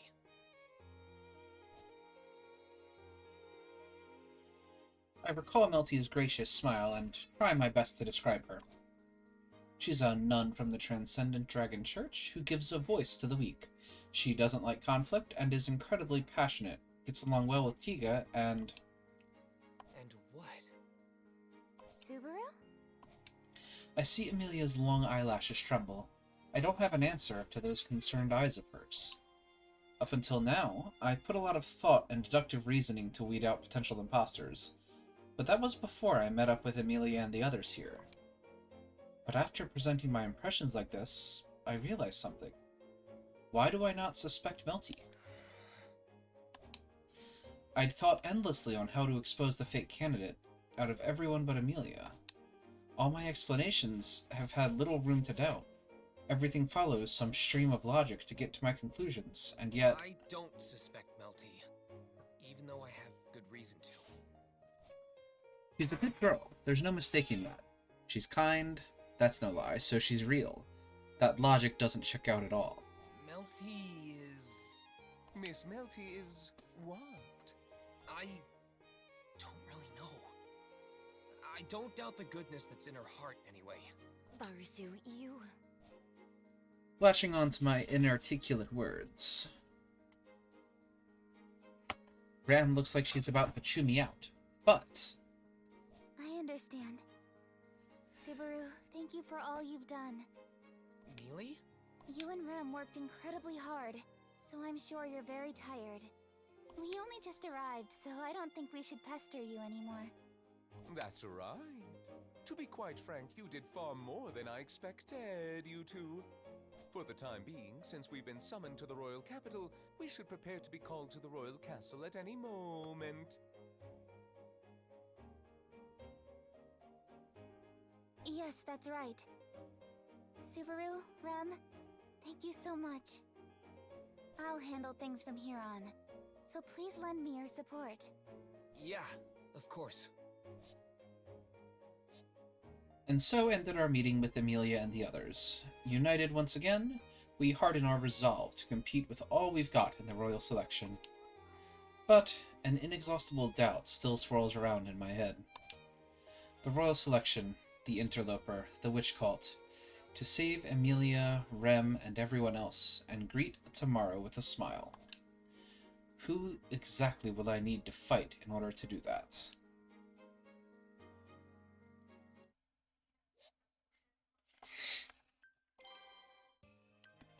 Now saving. Group 4, Day 6. Thinking back, Melty and her camp were a pretty strange group. They're the 6th camp participating in the royal selection, supposedly represented by the Transcendent Dragon Church. They were the last to reveal themselves, and volunteered to be emissaries to Roswell's manor before the announcement's delay. That led to our fateful encounter with Tiga and Sakura. After that, we met again in the royal capital, and at the meeting in the royal castle, we learned about the existence of Melty and the fact that Tiga was her knight. And I don't know anything else. That's it. If I don't know anything, then I'll go and find out. That's why I'm thinking of putting Melty in her camp under the microscope. Microscope? I tell Emilia this right after waking up, and she tilts her head at the unfamiliar word. I don't know what a microscope is. But are you okay, Subaru? What do you mean? You were working all day yesterday, right? You seemed to be lost in thought at the end of our conversation. In other words, Miss Amelia is wondering if you could stop being so incompetent and useless, Barasu. Rom, I never said anything so harsh. Well, I'll just take that as one of Rom's typical scoldings. Anyway, don't worry about me. In fact, I wouldn't want anything decisive to happen while I'm lounging about like this. I'd hate not being involved in any major events that'll happen around Mealy from here on out. Subaru. This may not be the best way to say it, but you want to spy on Leah constantly, right? Come on, at least call me a stalker. Isn't that worse? But that means I'm doing it more out of love, doesn't it? No, not at all. Yes, let's settle down now. I completely understand Subaru's opinion, as well as Miss Amelia's worries. In response, my proposal is rather simple. To solve both your issues in one fell swoop, I have a rather magical solution. Really? That's amazing! A magical solution? Hang on, Roswell. Don't tell me it's... Emilia's eyes shimmer in anticipation, but all I get is a bad feeling. Roswell nods at us. While you're here, Miss Amelia, you should spend the day with Subaru. I gave in and accepted it in the end, but... Subaru, is something wrong? The two companions I've accompanied stand before me as I rack my brain. Emilia and Rem. It makes me happy holding such flowers in my hands, but... My anxiety's just as high as my excitement. Hey, what's wrong? Are you that unsatisfied having me around? I'm not unsatisfied. Not at all. Just the opposite, actually. I'd love to be by your side for all eternity, within the boundaries of the law. But coming all the way to the royal capital like this, is it really okay for you to not go greet people at the royal castle? Don't make me repeat myself. It'll just shock them if I show up out of the blue. Lord Roswell and sister already headed to the royal castle ahead of us. It seems that, with the royal selection having been postponed, the Council of Wise Men are concocting various methods of dealing with the situation. In the meantime, we must quietly await the announcement of their findings. The Council of Wise Men's methods, huh? Unfortunately, I don't trust the Council of Wise Men like Rem does. They're the kind who'd force Emilia to undergo what's basically an impeachment trial under the guise of questioning. I can't see them conducting an honest investigation at all. That means... We have to expose the fake ourselves. So then, what are we going to do today? About that. I was thinking of going to Melty's... Hold on, Subaru. I was asking Rem that, not you. Huh? Why's that? Don't why me, mister. Rem, tell him.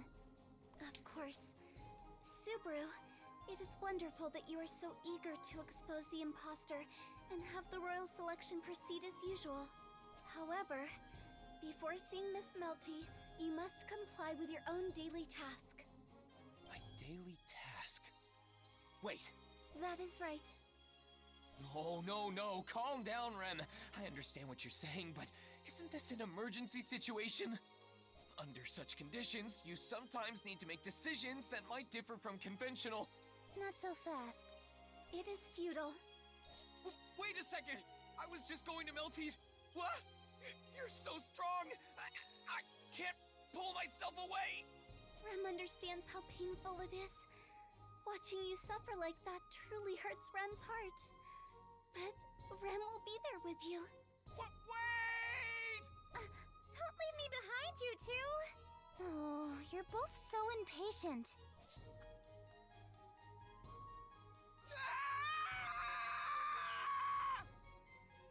That was loud.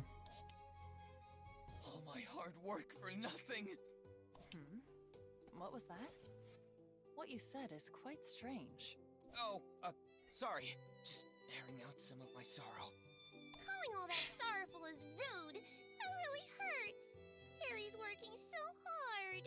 I'm sorry, Ferris. Subaru, don't say things like that. Don't be fooled, Mealy. Those are fake tears. How can you say that? Look how Ferris is weeping buckets. Haven't heard that in a while. Aren't you all an energetic bunch? Rem, are they always like this? Yes. Ever since Subaru arrived at the manor, things have been very lively. Is that so? That must be part of Subaru Natsuki's character. Wait. If you say something like that, Subaru will just get carried away with himself. You should pamper me more, Mealy. As I grumble, Emilia and Cruchet talk about recent events that have happened while we've been away from the capital. It makes me feel better seeing how similar this loop is compared to the others, where Emilia was forming good relations with all the candidates. All those memories that are now lost to time, memories only I can remember, memories that not everything has been completely useless. Still, we're in quite a difficult position. To think there would be an imposter among the royal candidates.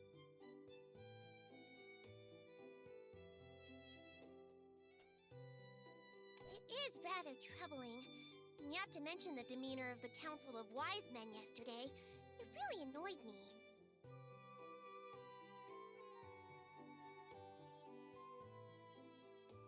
Yesterday? What happened? Well, we were called to the royal castle. There, I was questioned under the pretense of trying to uncover the identity of the imposter. So they questioned you too, Cruchet? You seem surprised, Subaru Natsuki. As a royal candidate, it is only natural that I am under suspicion. Well, yeah, according to theory. But I still didn't expect it'd happen to you. I can't hide my surprise that Cruchet had been questioned. Both Emilia and Felt were questioned at the castle too. However, it was much more akin to an interrogation, like some sort of witch hunt.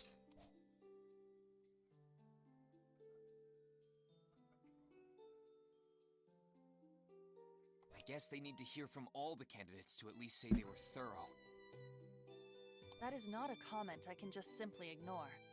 You seem to misunderstand the intent of the Council of Wise Men. Huh?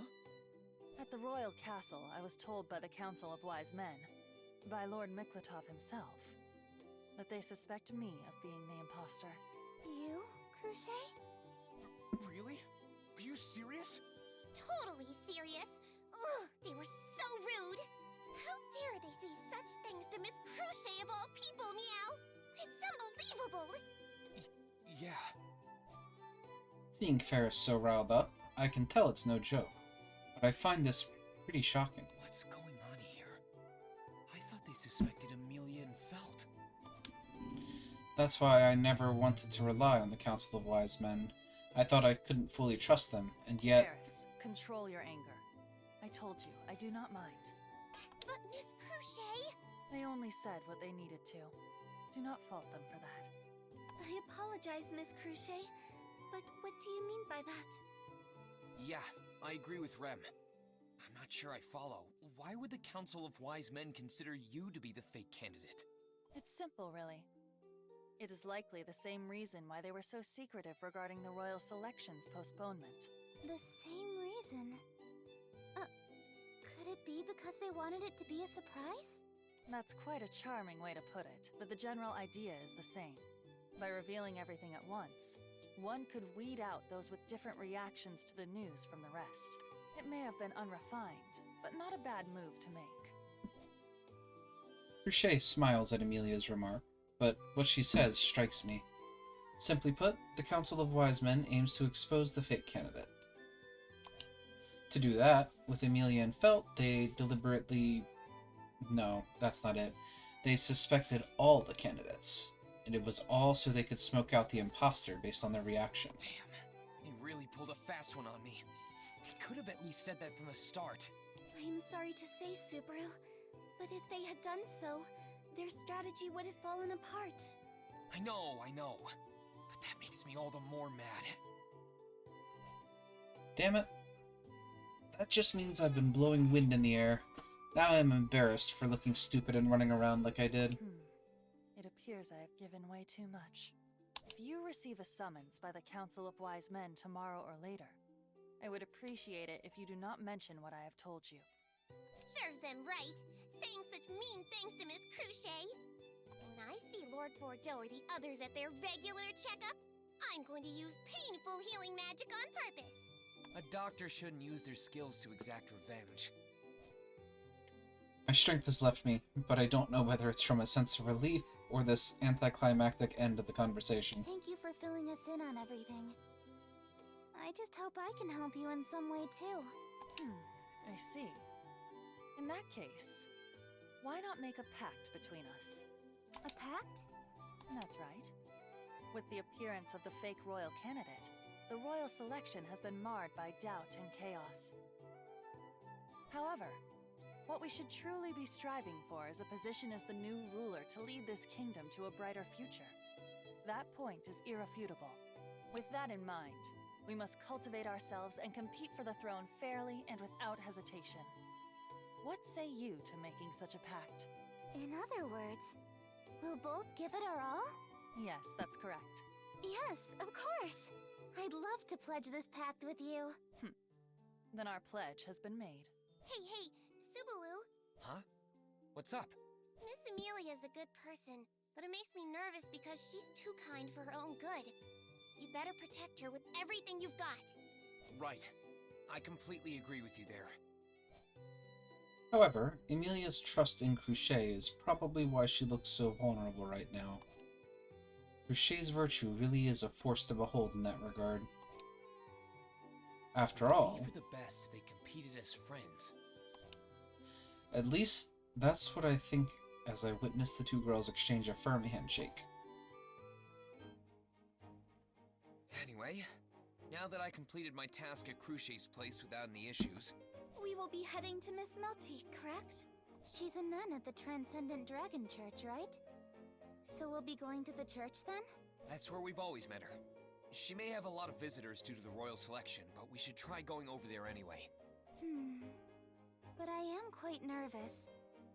This is my first time meeting her. I see. Well, at least you're acquainted with all the other candidates.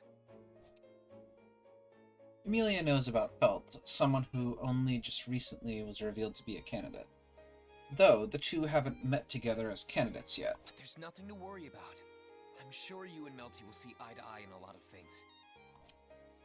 Both seem like pacifists when it comes down to it, and I think they'll get along just fine, regardless of how they meet for the first time.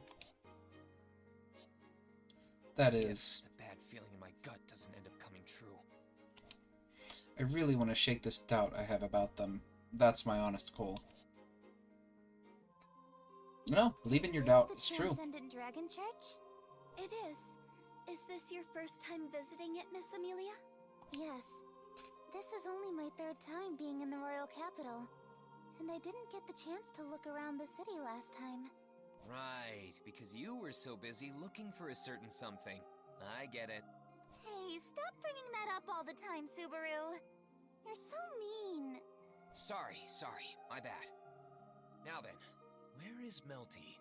There you go again, abruptly changing the subject. Amelia's mood sours when I remind her of her embarrassing mistake, and as Rem tries to soothe her... I'll try and meet with Melty.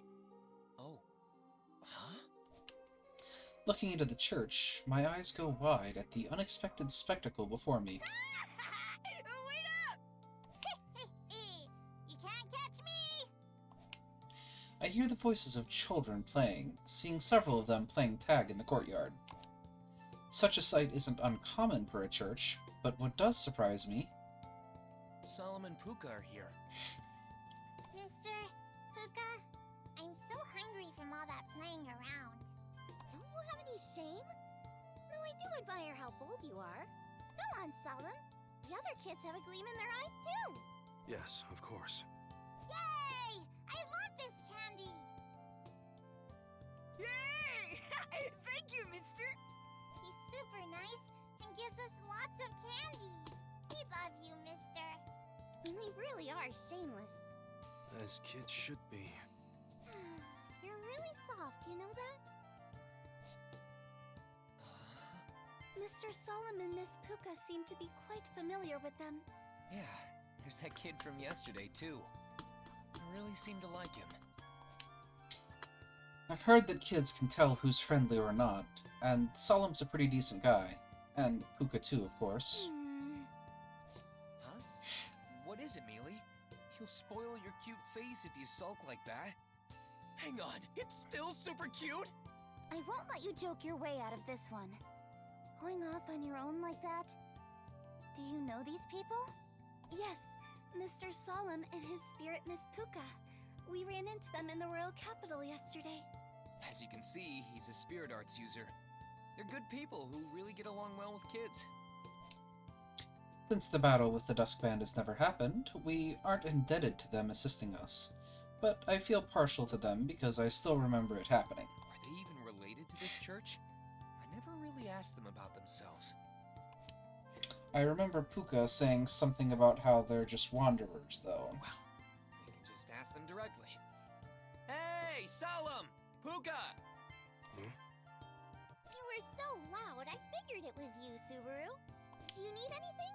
Or are you just that desperate to see us again? More like you just happen to be in the same place we were coming to visit. It is good to see you again, Mr. Solemn, Miss Puka. Ah, it's Mr. Scary Eyes and Miss Maid from yesterday. Hey, good to see you. You didn't get lost again, did you? Of course not. Girls aren't gonna like you if you keep talking like that, you know. Ugh, you really know how to hurt me. Why are you letting a child talk down to you like that? That's just like Subaru. I'm sorry. I'm Subaru and Rems. What am I to you two? It's difficult to say when you include the both of us. But if it were just me, you'd be my lovely, charming young lady. What are you going on about now? Rem and Subaru serve Miss Amelia. Our relationship can be considered that of a master and her servants. Oh? Good, thank you. So, there you have it. I see. Yes, I am their master. It is nice to meet you. Yes.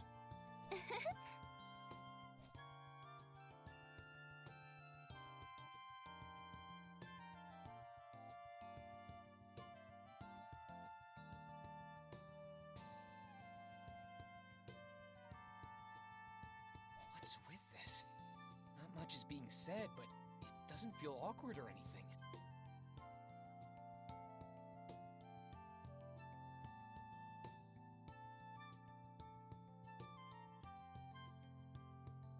Perhaps it is a special way of communicating only spirit arts users can do. Oh, so you use the spiritual arts too? Me? Yes, I do. Just a moment. Well, even if you are, there are hardly any decent spirits like me around. So no matter the spirit you contracted with... Come on out, Puck. As you wish.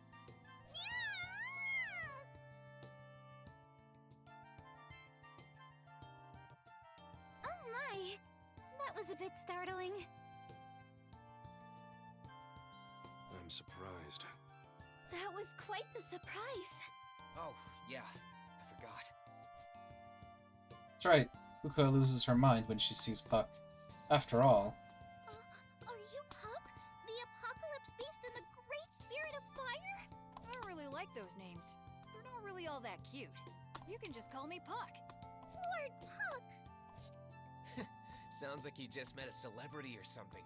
Despite their cute appearances, great spirits are spirits with immense power. Yeah, I don't doubt that. Just wish he'd be more useful from time to... Ow! You! Did you just speak badly of Lord Puck? Showing such disrespect to someone out of your league? I won't stand for it! I can't believe such a soft foot could kick me so hard. You should take this chance to pay me a bit more respect, Subaru. Yes! You should do exactly as Lord Puck demands! You guys... Yes, yes.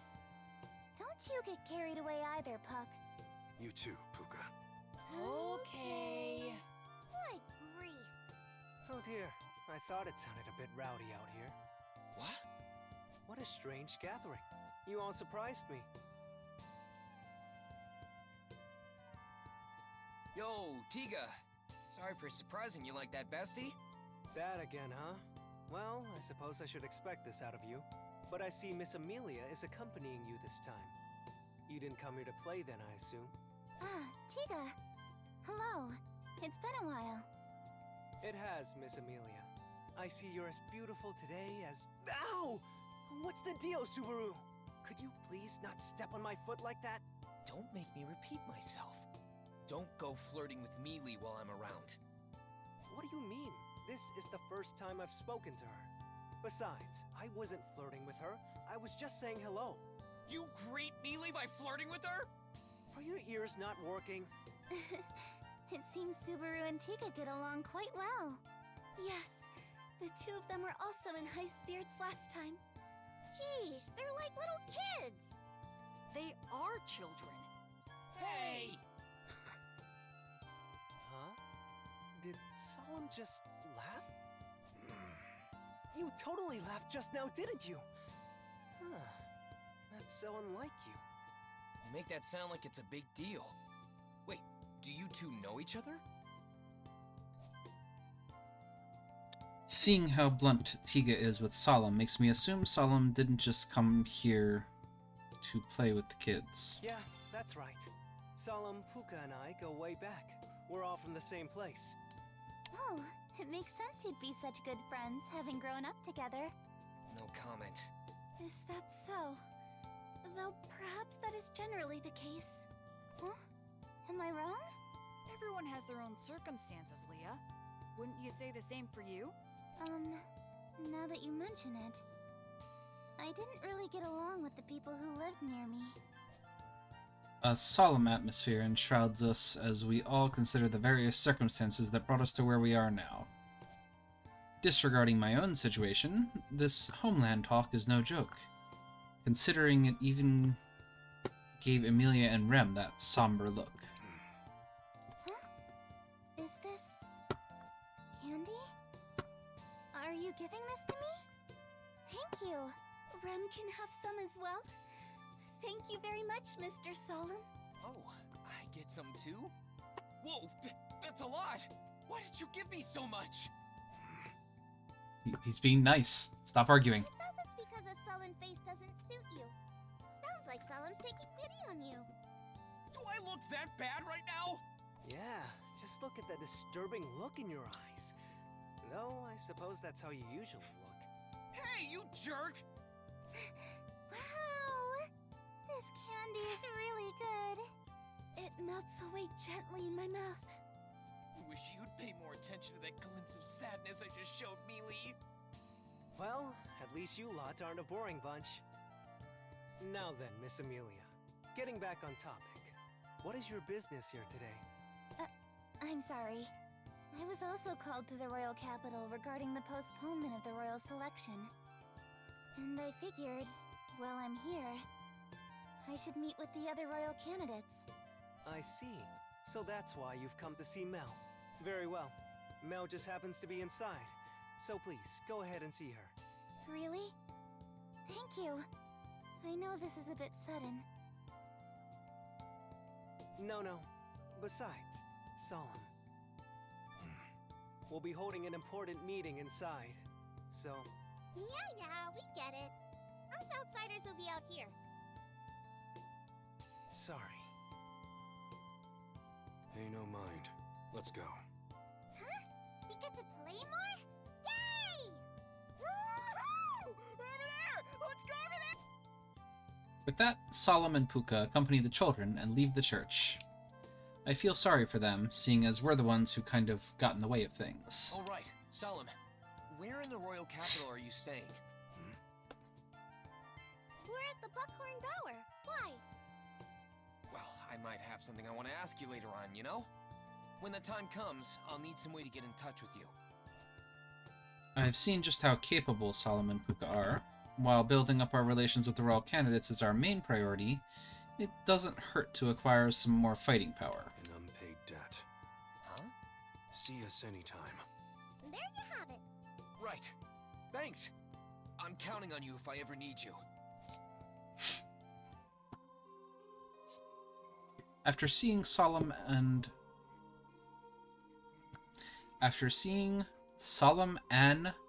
Puka of, Tiga leads the way into the church. Once inside, the first thing we see is... So beautiful. Kneeling on the church floor is Melty, praying her heart out. I'm just your average guy from modern-day Japan, so I think I'm what you'd call an atheist. I don't believe in any god, but I do celebrate Christmas, New Year's, Obon, and the like. So I'm just an atheist in the convenient sense. But seeing someone pray so fervently is something even I would consider a sight to behold, counterbalancing my disproportionately placed faith. Mel, you have some guests. Ah! What? You surprised me. Tiga, how many times must I tell you? You only startle me if you come out of nowhere like that while I'm praying. Sorry. Well, I'd like to talk about how cute you are when you're angry. These guests have been waiting for you. Huh? Face red, Melty finally notices us when Tiga points us out. Hey, Melty. Miss Melty, please pardon our intrusion. As you can see today, it's nice to meet you. I'm a fellow royal candidate and... Huh? Tiga! You jerk! Tell me when we have guests! He did. After a moment's pause, Melty's embarrassed scream echoes throughout the church. I'm sorry. I showed you an embarrassing side to myself. No, it's okay. Don't worry. I don't think it's strange at all. Not even a little. Just a bit. Mealy, if you're gonna back someone up like that, you should follow through to the end. Come on now, it's fine. Even if you put up appearances, your true self will show in the end.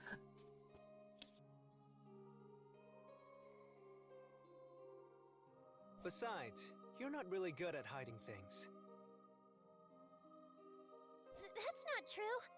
I'm really good at hiding things.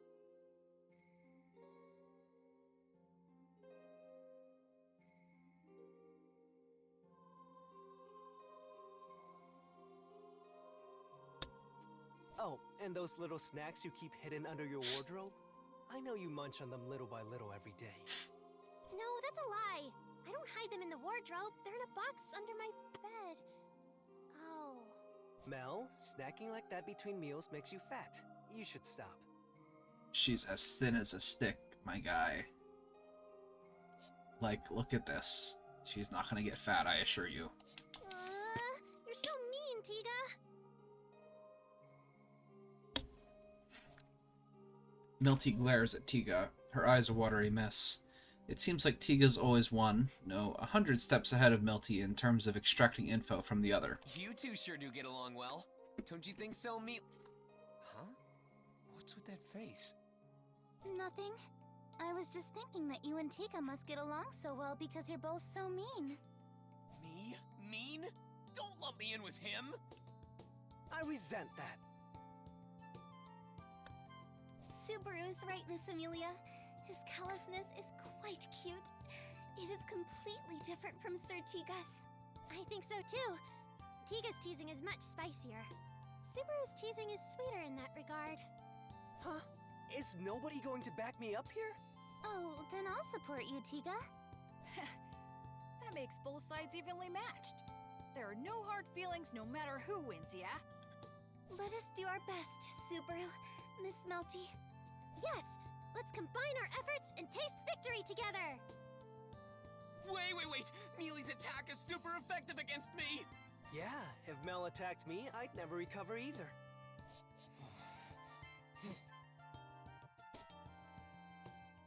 Tiga and I nod at each other, exchanging a firm handshake. This just goes to show, conflict won't solve any of our problems. You're right. Let's just get along, my good friend. Oh, that's good. It looks like those two have made amends. Yes, that is a relief. If you understand each other's laments, then it's best to join together. No one here is gonna point out the absurdity here, huh? Puck grumbles to himself as we all consolidate and shake each other's hands. It's better if we all got along. Yeah, I think so too. Now then, let's put an end to our little playdate. Right. To start, it seems Miss Amelia is starting to understand my Mel. Yes. Melty really is a kind girl. Oh, no, not at all. It's nothing worth mentioning. I still have much to work on to improve. Really? You must be a hard worker then. I can't say why, but your praying earlier really moved me. What do I do, Tiga? Miss Amelia is really good at giving compliments. Reciprocating her compliments would be a good place to start, Mel. You're right. Okay, got it. Miss Amelia, your hair and eye color are so pretty. Really? Thank you. Subaru often compliments me like that too. Your voice is also incredibly calming, and you're really beautiful. Really? Subaru says that too, but I'm happy to hear that, even if you are just flattering me. Subaru's already beaten me to the punch! Now that you mention it, I've even complimented Mealy's insides too. Creepy. Amelia is a top-tier girl because organs inside her help maintain her healthy appearance. What the fuck? So thank you yet again, Mealy's internal organs, for making her cute today too. Why? You almost sound as crazed as that bow hunter. Don't compare me to that lunatic! She only cares about internal organs! Have you met her? Such a frightening criminal. Yes. We ran into one another in the royal capital a while ago. Subaru and I were in grave danger. Not only that, my stomach was split open, but now's not the time to get into that. I wouldn't want to scare Melty either. I remember hearing of that incident. It would seem the royal capital is a rather dangerous place. Having such dangerous criminals wandering around, as well as knowing of the plot to interfere with the royal selection. Interfere with the royal selection? That came up at the royal castle. If I recall, you guys are the ones who encountered that man?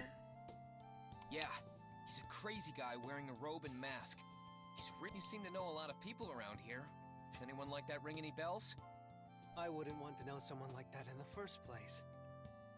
If I did know someone who dressed like that, I'd tell them to stop. Yeah, I guess you would.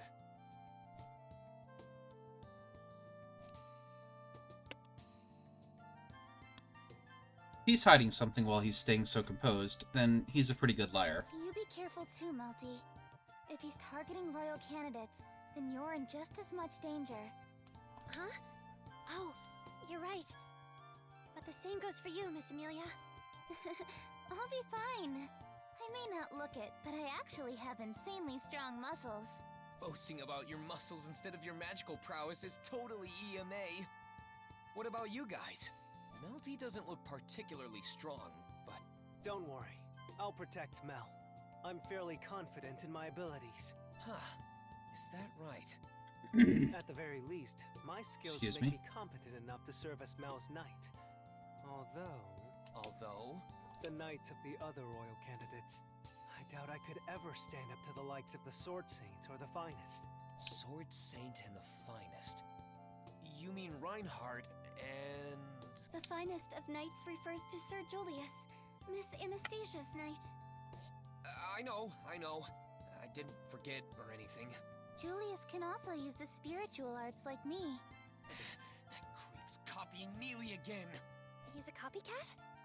No, it takes quite a long time to synchronize with a spirit. It's not something you can just copy so easily. You and the spirit you connect with have to get along really well. So I was lied to?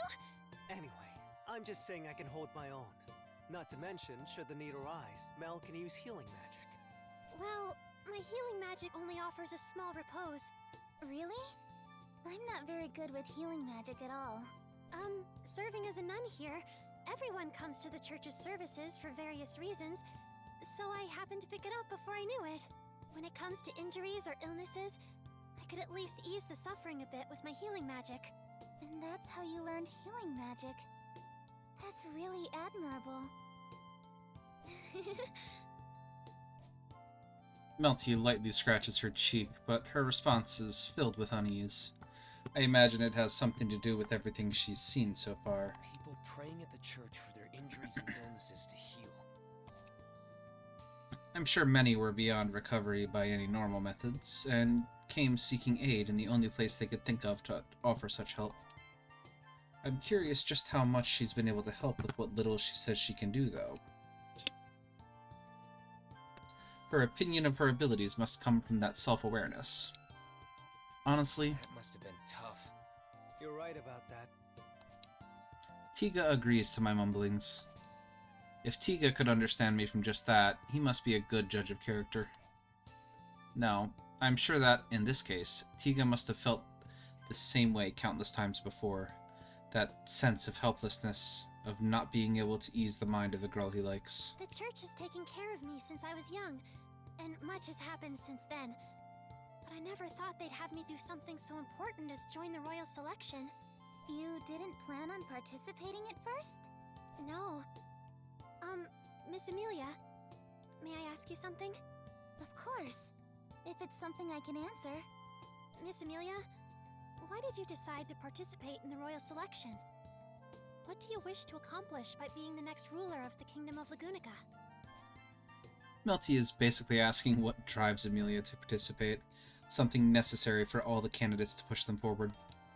Cruchet, Anastasia, Priscilla, Felt, Melty, and of course, Amelia. Everyone who's come to the royal capital as royal candidates isn't doing it just because they're qualified.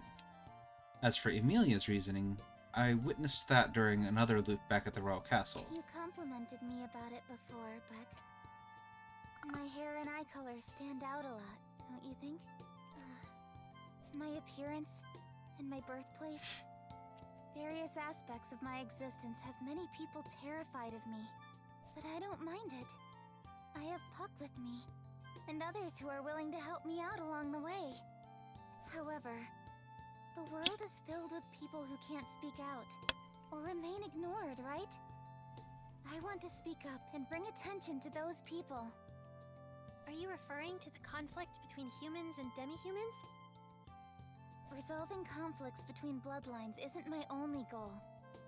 But it is one of many things I want to do something about. If such an opportunity presents itself in the form of the royal selection, then I want to do my best. Of course, that's not a ruler's only duty, so I still have much to learn and study.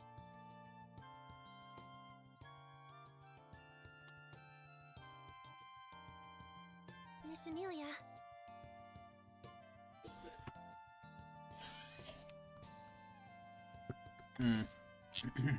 Amelia smiles as she tells Melty about her motives for joining the royal selection, overwhelming everyone in the room.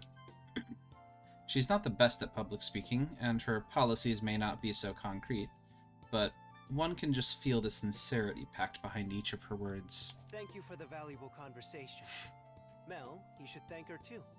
Oh, yes. Miss Amelia? Thank you very much for telling us your thoughts on the matter. I wonder if it was alright for someone like me to hear of your motivations. Why not? I'm doing my best to become the next ruler.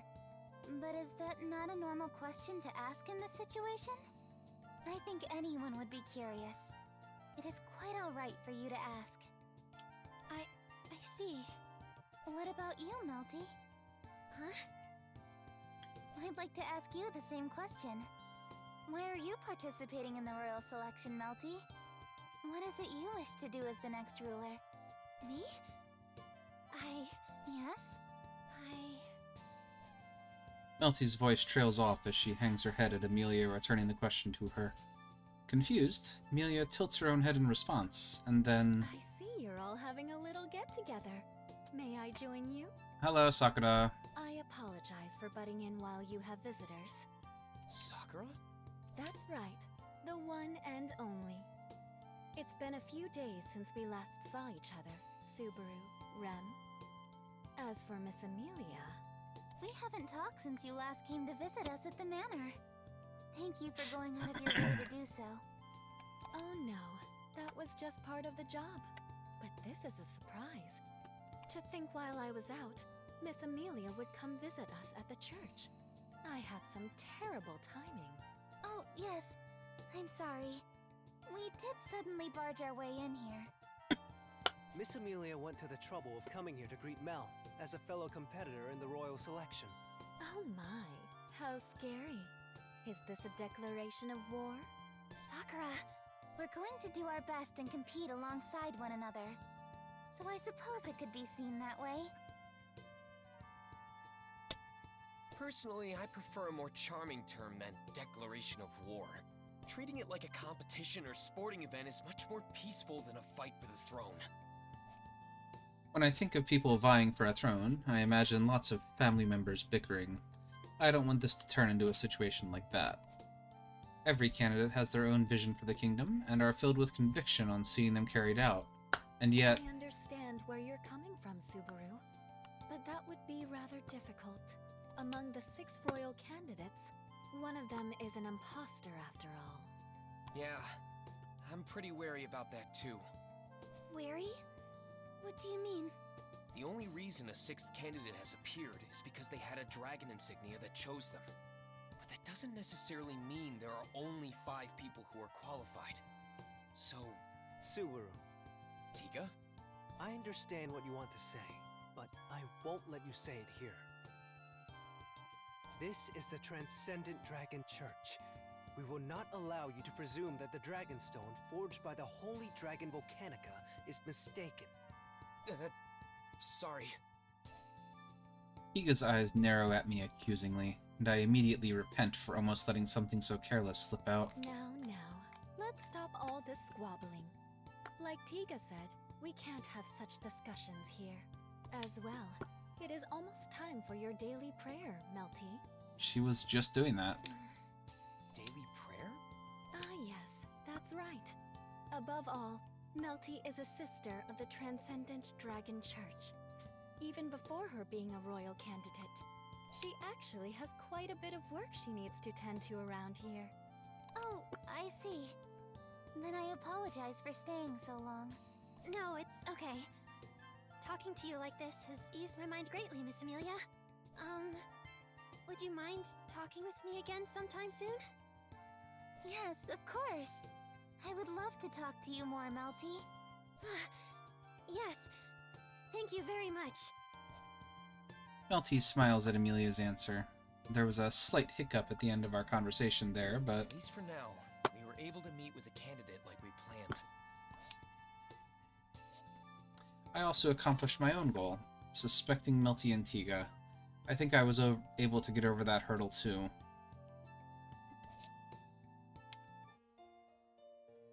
She was really nice. Yeah, I figured you two would hit it off. I had no worries about that. They got along well in the other loops too. However, it did remind me of something. I would feel awful no matter who the imposter is. It would mean that one of the other candidates besides Amelia has been scheming, deceiving, lying, manipulating, and laughing at us. But if I'm being honest, are any of the candidates capable of such a thing? I don't think so at all. Ooh. Thought. So, obviously, Melty's the imposter, because she's the character of this game only. So she's going to end up being the imposter. But, I am thinking, given how sincere she's been, that she doesn't actually know it. I think maybe she's being manipulated by Sakura and Tiga.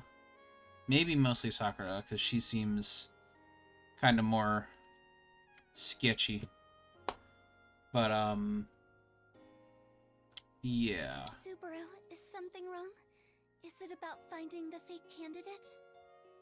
Guess I can't hide anything from you, Rem.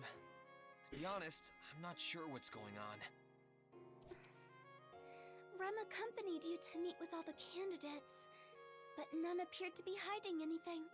Yeah, I think that really lends credence to the idea that I think it's one of the knights.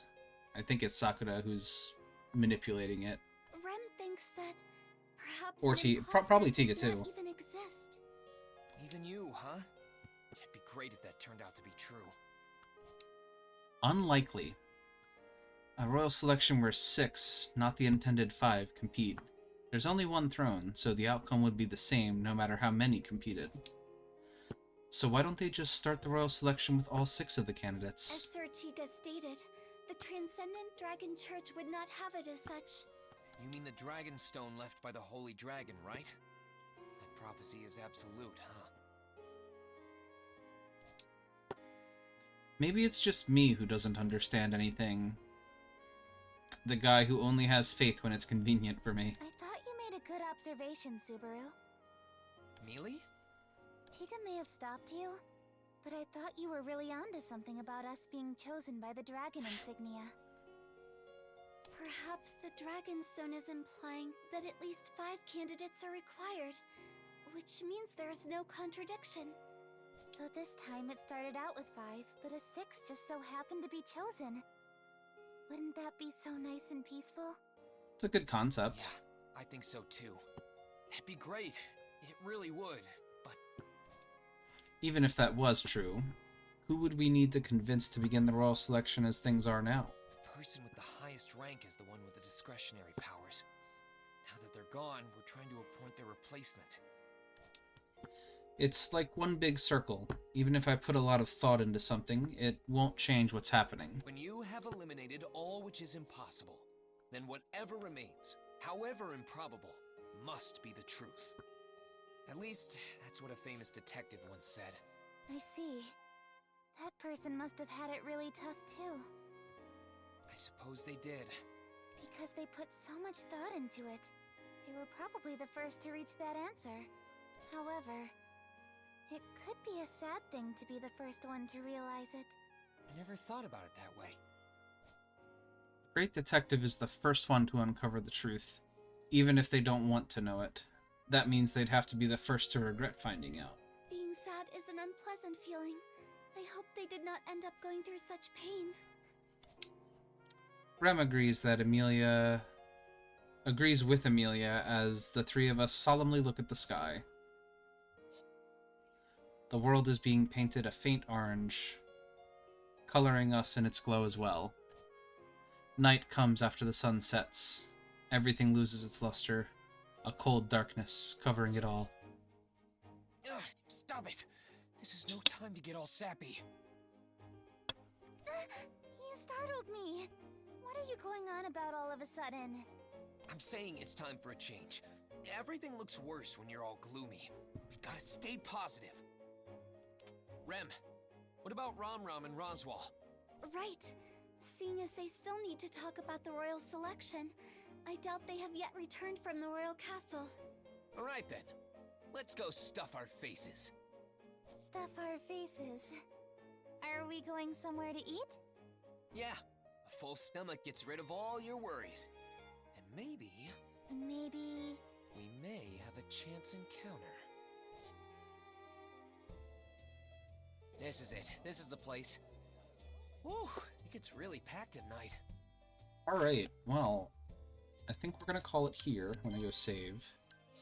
Let's get a record of that, shall we? Thanks, Roswell. We're gonna save, because we're gonna call it here, I think. Check the flowchart. Yeah. Oh!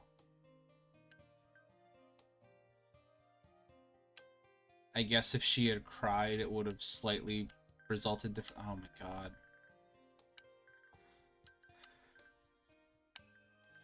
Alright, cool. Yeah, we're gonna call it here before we get involved in the next scenes. So thanks for tuning in, guys. it was an experience. I think it might be more than one more session because we're still not in Loop 5 yet. And I was really hoping we were getting close to the end.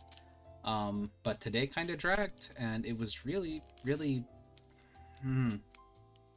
something, I guess. But hopefully we can wrap things up next time, or at least get close to it. Once again, thanks for tuning in. We're gonna head off for the night. And we'll be back on Friday with maybe 7 Days to Die, maybe Triangle Strategy. Who knows? So tune in on Friday, and we'll see you there for some sort of multiplayer. Have a great night, everybody.